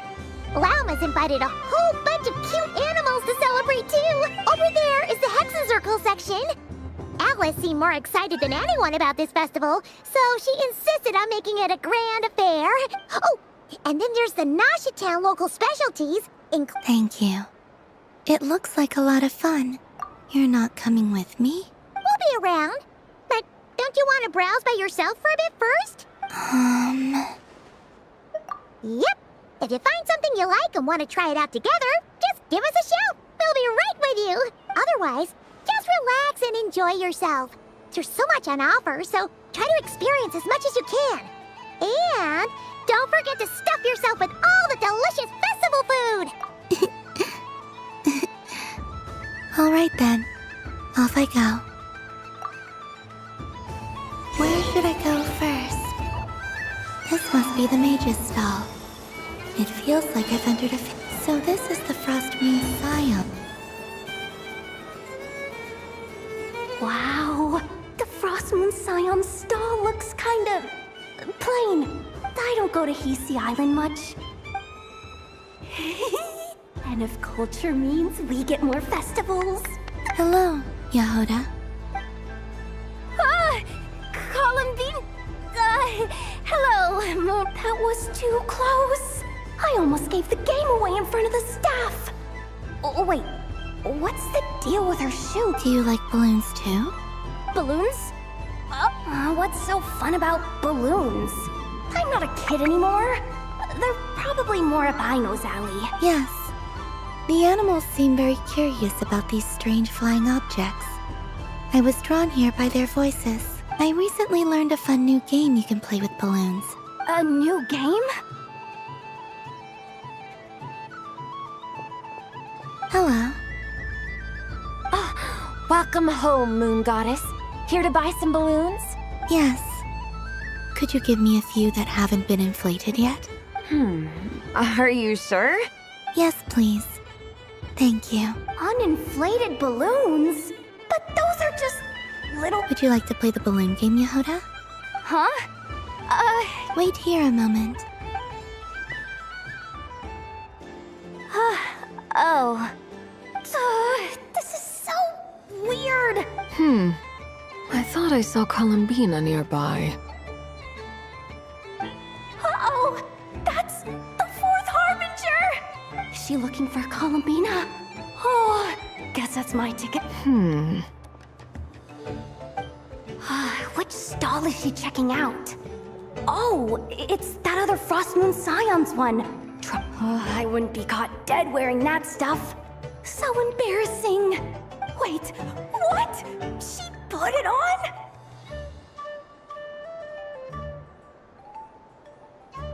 How peculiar.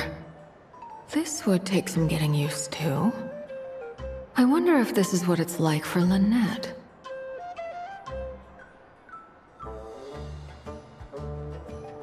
It really suits you, ma'am. What is this? She was so intimidating a moment ago, but now...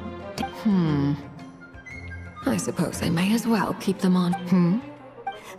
She's coming this way. How do you do, Miss Jahoda? Oh, jeez. Don't talk to me. Oh, hey there. I'm looking for Columbina. Have you seen her?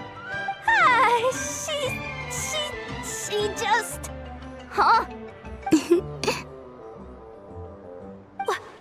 Wait, is that what she meant by balloon game? Yeah. Huh? No fair! How come I get caught in the crossfire? An ambush from the rear? Is this a declaration of war, Columbina? Would you like to play too, Arlecchino? Seriously?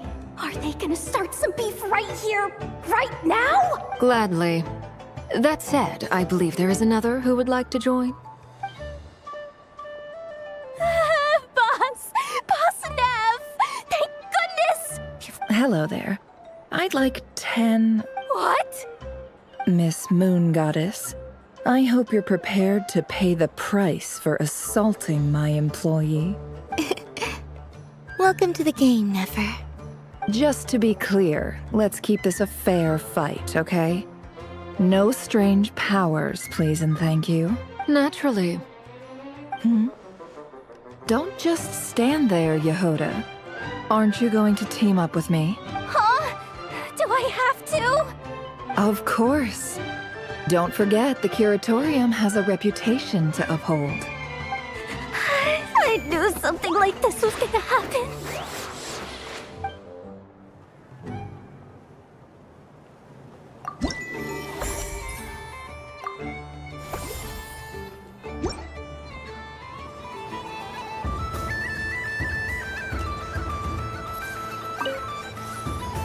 I've seen Linny and the other children play this game before.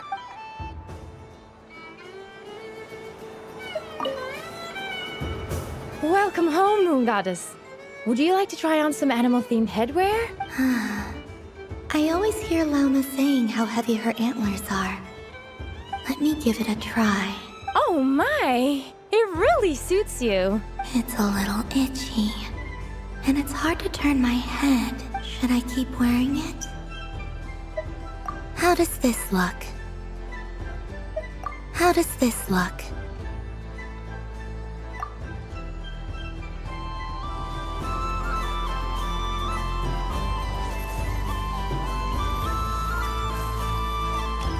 What's this? Should I give it a try?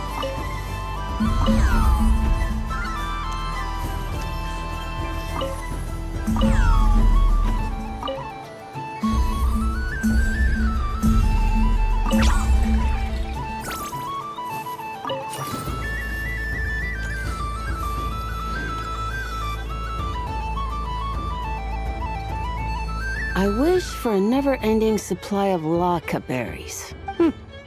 What a humble wish.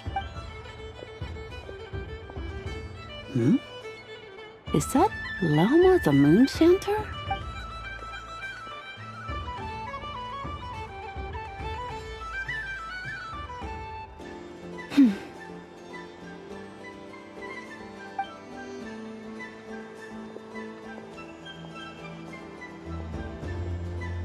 I wish that the long plume ibises would stop biting me. Oh dear, poor Llama. All right, I'll write that one down for you. I got it. While everyone else is celebrating Moon Prayer Night, you're as busy as ever. I don't mind. It's rewarding work. A good kind of busy. My antlers are at their heaviest tonight, and the Kuvaki waves are especially strong. But as I help these dear friends hang their wishes up, I feel a great peace within myself that is hard to describe. You see, they are all such beautiful wishes, and they are ones that we can fulfill by our own strength. Do you blame me, Llama? I want to hear your honest answer. It is by the help of so many people that I can return to the moon. But I feel as though I've hardly done anything in return. You've done plenty, Columbina. I say this in earnest, both as someone who knows your history, and also as a friend who has seen what you've been through. What about as a moon chanter? I feel proud to honor our moon goddess's wish. And I'm sure any moon chanter in history would have felt the same way. Thank you for your kind words, Llama. But... Since you asked for my honesty, I won't lie to you. My feelings are mixed right now. Besides pride, I also feel, I suppose it's a reluctance to let go. Once you return to the moon, we will be far apart and separated by a false sky.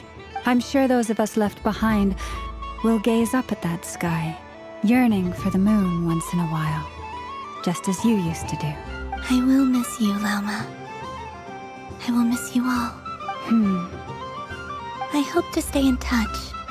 I will try and find some way to send messages down from the moon. Perhaps you could use Kuvaki. I've heard Jahoda say that signals can be sent using long and short waves, or strong and weak lights. That sounds a little complicated. What if we forget what the signals mean? We could prepare a codebook beforehand, but... You're right. It wouldn't really suit you. Still, whatever happens, I believe that you will find your own unique way of communicating with us.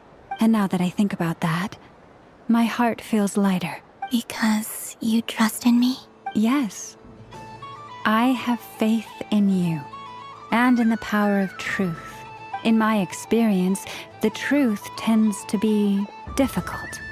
But that's what makes it stand out from what is false. So I'm confident that your thoughts and your love will shine through the curtain of lies. We will know it when we see it. Thank you. Could you help me hang up my wish? Is this? I wish that all who dwell in this moonlit world can find a place to belong. And I wish that I shall one day see my friends again. It's 2 wishes. I hope that's not too greedy of me. Not at all. And I think you speak for us all with the second one.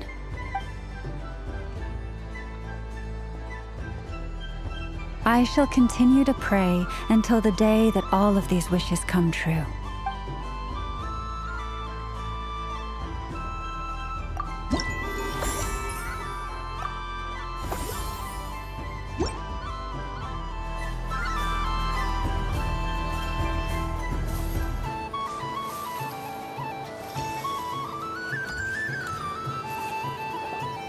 Sunny days! Well, you are as warm as the sun itself, Moon Goddess. Very well. I believe your spirit animal has to be this most adorable chic badger. Wow! Thank you, Mr. Talking Magic Lamp! Have a very happy festival, Moon Goddess.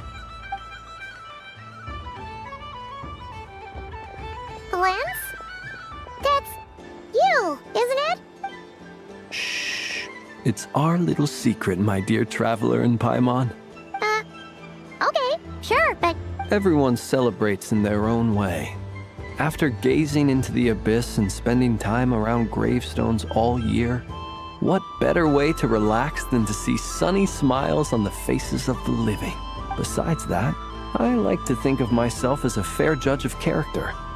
I dare say matching personalities to confection suits me rather well. That's not what Paimon was talking about! Should I be? There is all manner of magic in the air this moon prayer night, thanks to the work of the great mages. I see Miss Columbina is hiding in plain sight. Why should I not do the same? Why miss this rare opportunity to enjoy a special evening in my true form? Fair enough. You got a point there. Well, now that we see eye to eye. Ah, well, actually... Here, see for yourself! Oh, this is... How wonderful. A beautiful idea. Yeah! We just met Barca, and he said that having everyone draw their own section was kind of... In that case, I shall paint something on Mr. Albedo's behalf in a short while. What? Why not now? Ahem. Welcome home, Moon Goddess. Phew, that was close. Hello, Flins. She recognized you right away! What keen eyes you have, Miss Columbina. Especially considering they are shut. I did not see you. Rather, I sensed you. I can sense the fluctuations in Kuvaki all around me. One would expect no less of the Moon Goddess. Might I interest you in some candy? Yes, please. Excellent. I shall make some for you right away. Something the matter, Miss Columbina? What about my spirit animal? All the other children carrying sugar sculptures are talking about it. Wait, is she taking the test seriously? My apologies. How could I neglect that? You are quite right, Miss Columbina. Every one of us has a magical creature living in their heart. Would you permit me to help you find yours? Yes, please. Do you prefer the day or the night? Night. Which of the 4 seasons is your favorite? Winter. Think of a perfect day. What is the weather like? Sunny? Rainy? Or perhaps cloudy? Rainy in the morning, sunny at night. What kind of answer is that? Forests, lakes, and open seas. Which do you prefer of these? I like them all.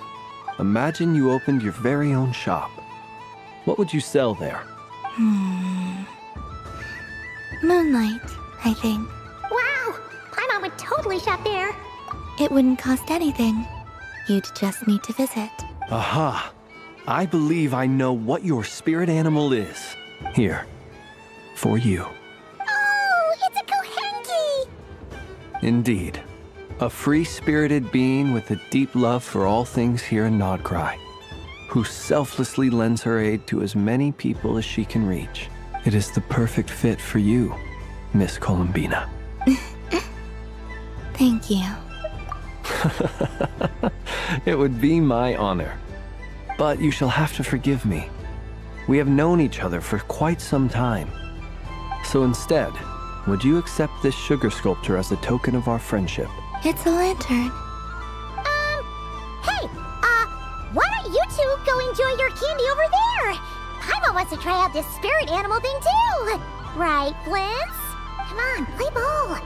But I want to hear Paimon's answers. But it'll probably take ages. Paimon's a... Oh. Okay then.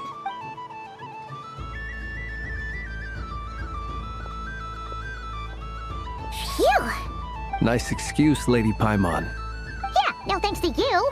Although, help next time. It's sweet. Is that Lockaberry? This way! It's the candy-selling lantern! I'm coming! Of course. Traveler, maybe we can share? Yes. I found out recently that people share their food sometimes, so I'd like to try it. Thank you.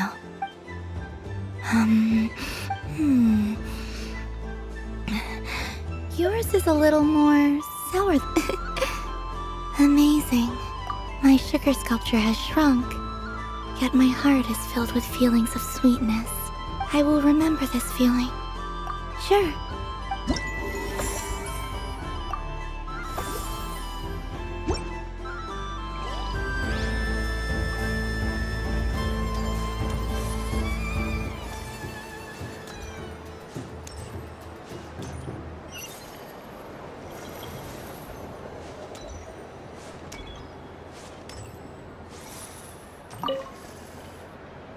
A soft and furry creature that bounces and jumps. Welcome home, Moon Goddess. This one talks, too. Allow me to introduce myself. I am a Dodoco from a distant archipelago, the most mischievous of all my Dodo brothers and Dodo sisters.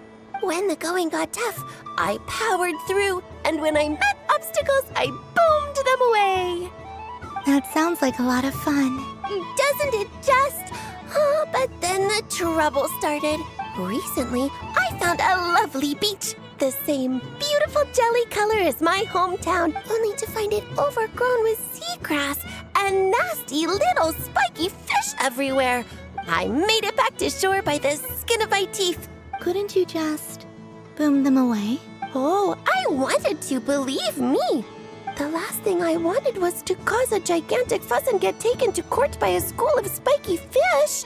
I'd be driven out of these waters for good. And so, dear Moon Goddess, I was wondering if you might lend me your allegiance. Are you roping me into a crime? Oh, let's call it a once-in-a-lifetime carefree adventure. All the festival goers tonight are dressed up as the Moon Goddess. But there's nothing to say that the Moon Goddess can't disguise herself as a Dodoco, is there? Besides, this is your home. You should be free to be whoever you wish. I'm afraid I'm not well acquainted with Dodocos, Madam Mage. Oh, that's quite all right. We Dodocos are innocent, happy creatures with a free-spirited nature. Many, like myself, are mischievous troublemakers. Others are lazy souls who like nothing better than to lie down on a nice rock and take a nap. In our eyes, every creature who yearns for happiness and freedom is a Dodoco. But perhaps in yours, we Dodoco are a fluffier and more mischievous breed of Kuhenki. Yes, that is a much easier image to follow. Oh, wonderful! Then let's play! Grab onto my tail and follow me into the sea. Time to settle some scores with the bad guys.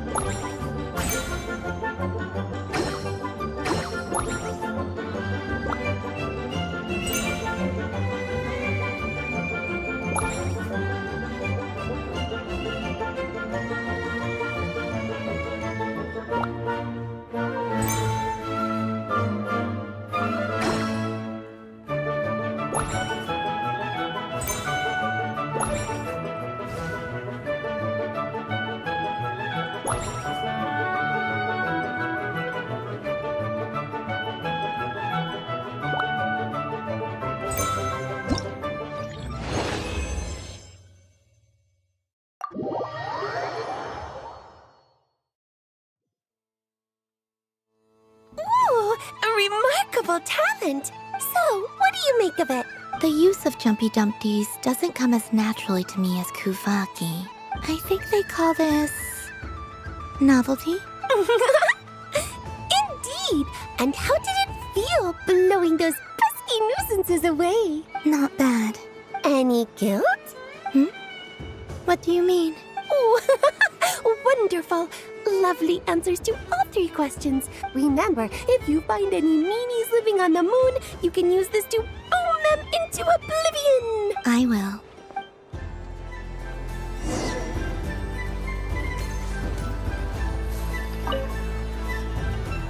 Welcome home, Moon Goddess. Oh, you're the genuine article. Alice was right. This Moon Prayer Night was worth watching after all. Another one that talks. Greetings. Pleased to make your acquaintance. I am the Hexenzirkel member they call B. Barbeloth Trismegistus. Columbina Hyposelenia. Pleased to meet you too. Hyposelenia. A fine name indeed. Now then, Miss Columbina. Divination.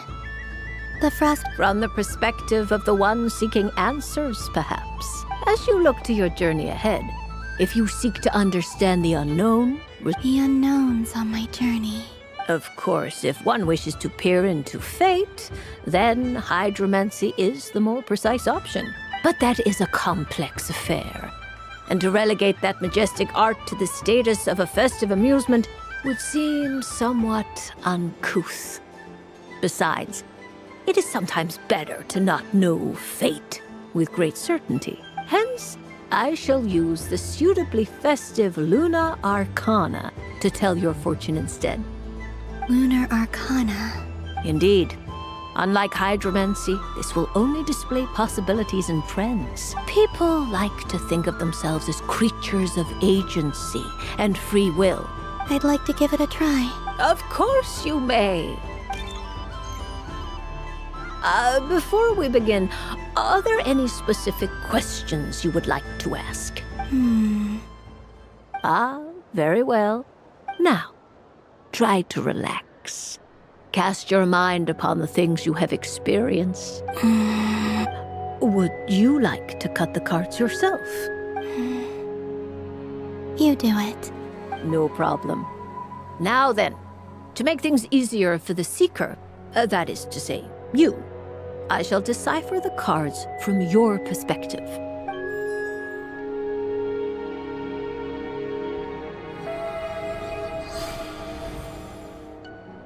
Please, draw the first Lunar Arcana. This represents destiny and is the foundation for the divination as a whole. Now, draw your second card. And now the third Arcana. This is the present, your interpretation of the current moment. Finally, the last card. This shall speak of the future, which... Oh. Kuvaki Pulse? Fascinating. I've never encountered this before in my role as a diviner. Something has exerted an influence upon this card, causing it to leave its designated position. What do you make of this, Miss Columbina? Of course, if you wish, you can choose to deny the validity of this card and draw the future for yourself. No, it's fine. Let's go with this one. A bold decision. Well then, let us flip the Lunar Arcana in sequence and see what emerges. Sure. First, Destiny. No surprises here. The card that represents yours is the moon. The moon. Indeed. The moon can represent the truth at some times. When the moon is placed on the destiny tile, it indicates that your destiny is not what it may appear on the surface. Instead, it may yet have a hidden side. It symbolizes a journey through the fog, fraught with uncertainty and deception, where one must face inner challenges head-on. I don't understand. Patience, my dear. This is but the first card. Now then, flip the second card. The Hermit, but inverted. Inverted? Yes. The Hermit symbolizes solitude, introspection, and the pursuit of truth. When inverted, it represents isolation, truth out of reach, and a path that leads one astray. Combined with the moon as one's destiny, the Hermit inverted represents a choice you made to stand alone in the past. It was a choice made not out of fear or arrogance, but for reasons that others could not perceive. You fumbled through the darkness without a guide, but you did not find your way. Rather, you went astray. More than once, it would seem. Is this about how I became Kutar despite not wishing to become a god? I suspect only you know the answer to this question. All is not lost. The past is in the past. Oh my. The Lovers. One of the most interesting Luna Arcana. What does this one mean? This means that you have had an unprecedented emotional experience. The joy of finding your soul becoming intertwined with that of another. It's true. I've made a lot of friends recently, and they are very good to me. I like them a lot. That sounds lovely. I am most delighted for you. The Lovers can also represent important decisions, perhaps related to a parting of ways. Now, if I were to guess... Yes. I return to the moon. I understand. Parting with friends is never easy, Columbina. But rest assured, this is not the end of your journey. There is always another story waiting to be told. The future always lies ahead. The future?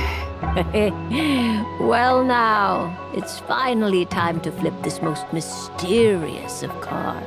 I'm ready. Very well. Flip this card and see what lies on the other side. Oh. Miss Barbaloth?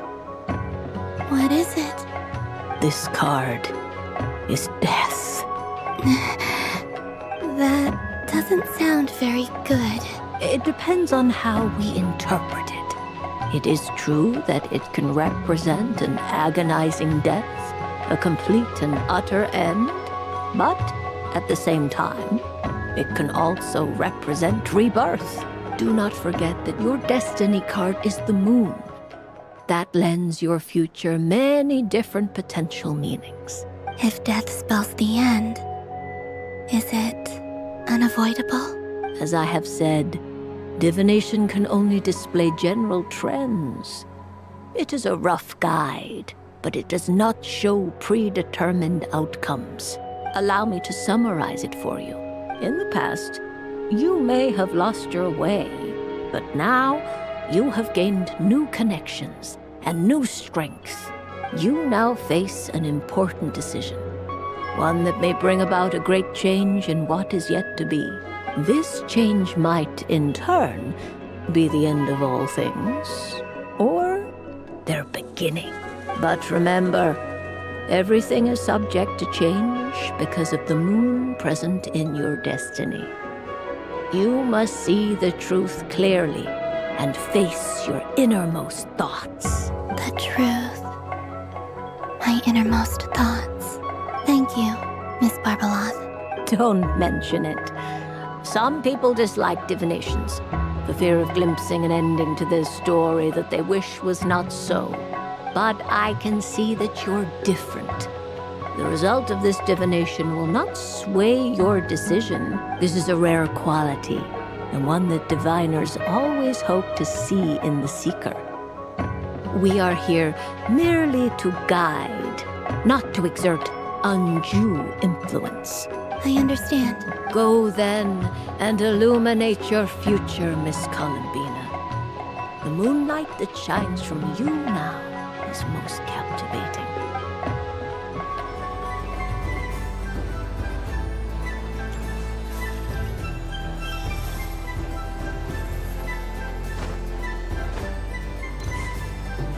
What's this?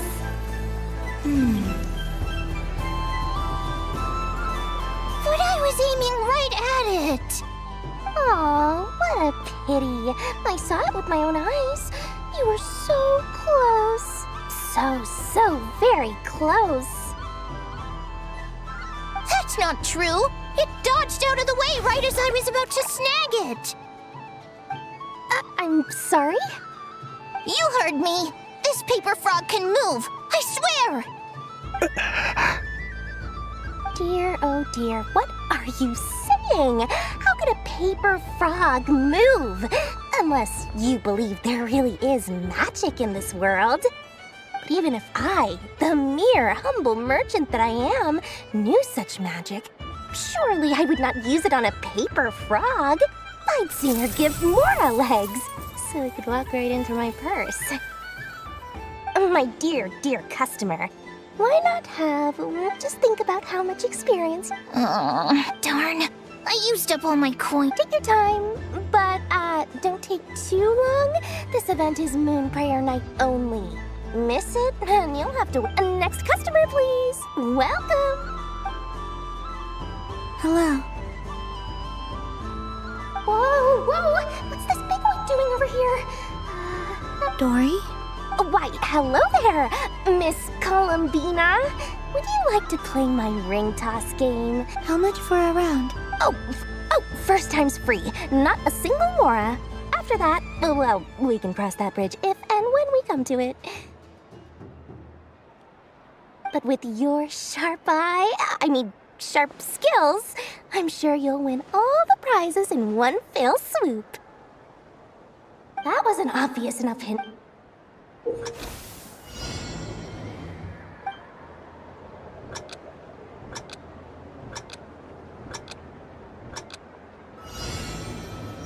Here comes the ring! Oh, peanuts.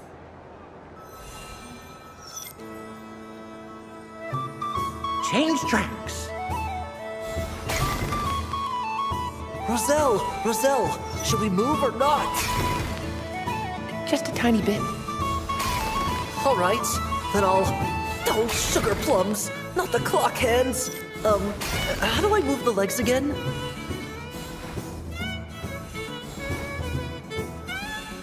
Stop it! Stop dodging! Ugh.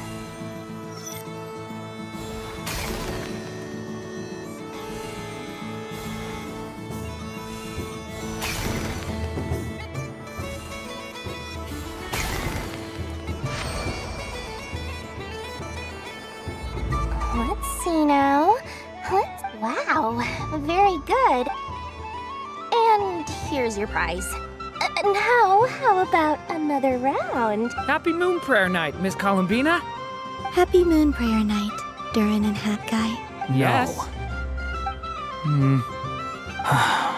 You said we were just coming here to say hello. I did, but then I recognized a few more people as I got closer. Do my eyes deceive me? Is that... It's our little dragon. He's all grown up. Well now, since you came all this way... He'll have a go. It's only one free try per customer. You can't give your try to him. I'm aware. How has Elder Almond been lately? He's in great shape. He goes for a run in the forest every morning to stay fit and healthy. He tried to go boat racing with Firecracker a while back, but he couldn't even make it onto the Lotus Leaf. Firecracker was in fits of laughter. How about you, little dragon? Can you still fly? Yes, I can. But you've become less chatty. Has growing up been tough on you? We call that maturity. You know, the thing people sing about. The knight wields a sword of stone to defend those hearts that are made of gold. Stone is very heavy. That's what keeps him from talking too much. That I want to be a knight when I grow up, too. Ring, here I come! Oh, the hat-wearing man. I never thought I'd see you again. If you say so. Oh, I do say so. The people you once helped see it clearly. It's because you are once again on the right track. May the engine in our hearts propel us to the station of our dreams. I can move! I can move now, Roselle! What are you doing? Running into the rings like that? You got them all so quickly! I've never seen anything like this but how? They're origami animals and I have to get to the bottom of this. Thank you, Dory. I had a lot of fun. Now for your prize.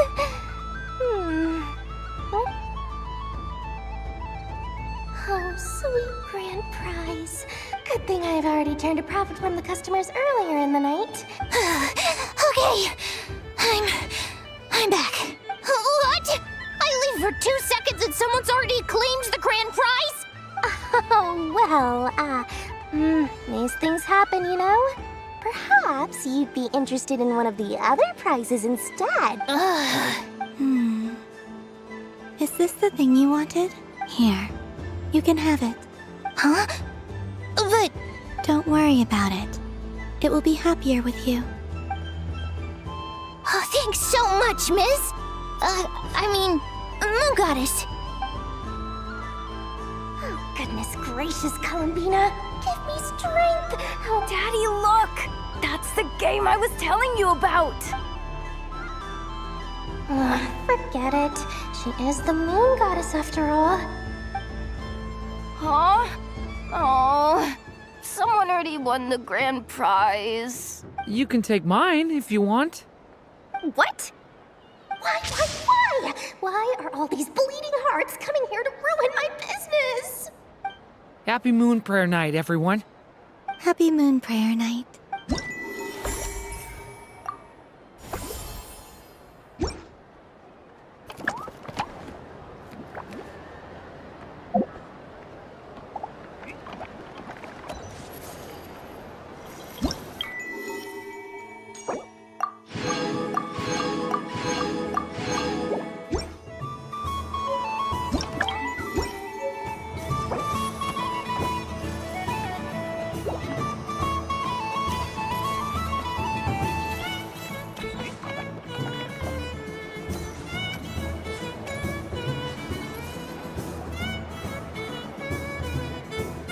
Dodoco's Whirligig!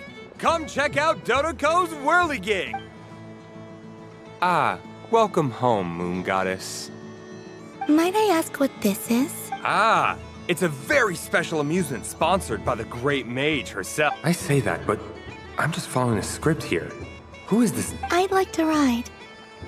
No problem. But, Is that not a... Oh, no, it's fine. It's just that each Dodoco can accommodate 2 passengers. Would you like... My friends... That should do it. Not bad. We got... Traveler. I want to go on that ride. Will you join me? Let's go then. Don't worry. Paimon will do the rounds.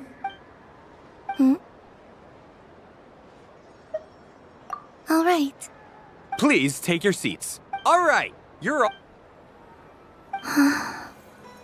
Not bad. Sometimes, the Kuheng... Yeah. It does. I've felt scared in the past, too. But this is a little different. You know something? I saw how the Frost Moon Scions act around their families. So different than how they used to act in my presence. And I also saw how they interact with their friends. It made me curious at first. Slowly, I came to realize that. I know. What I fear now is the end.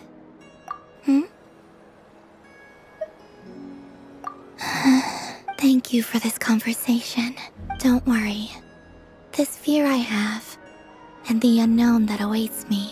I just want you to remember this version of me, the real me, on this final night together. Dear passengers, Dodoko's awesome adventure has come. Don't worry, you two.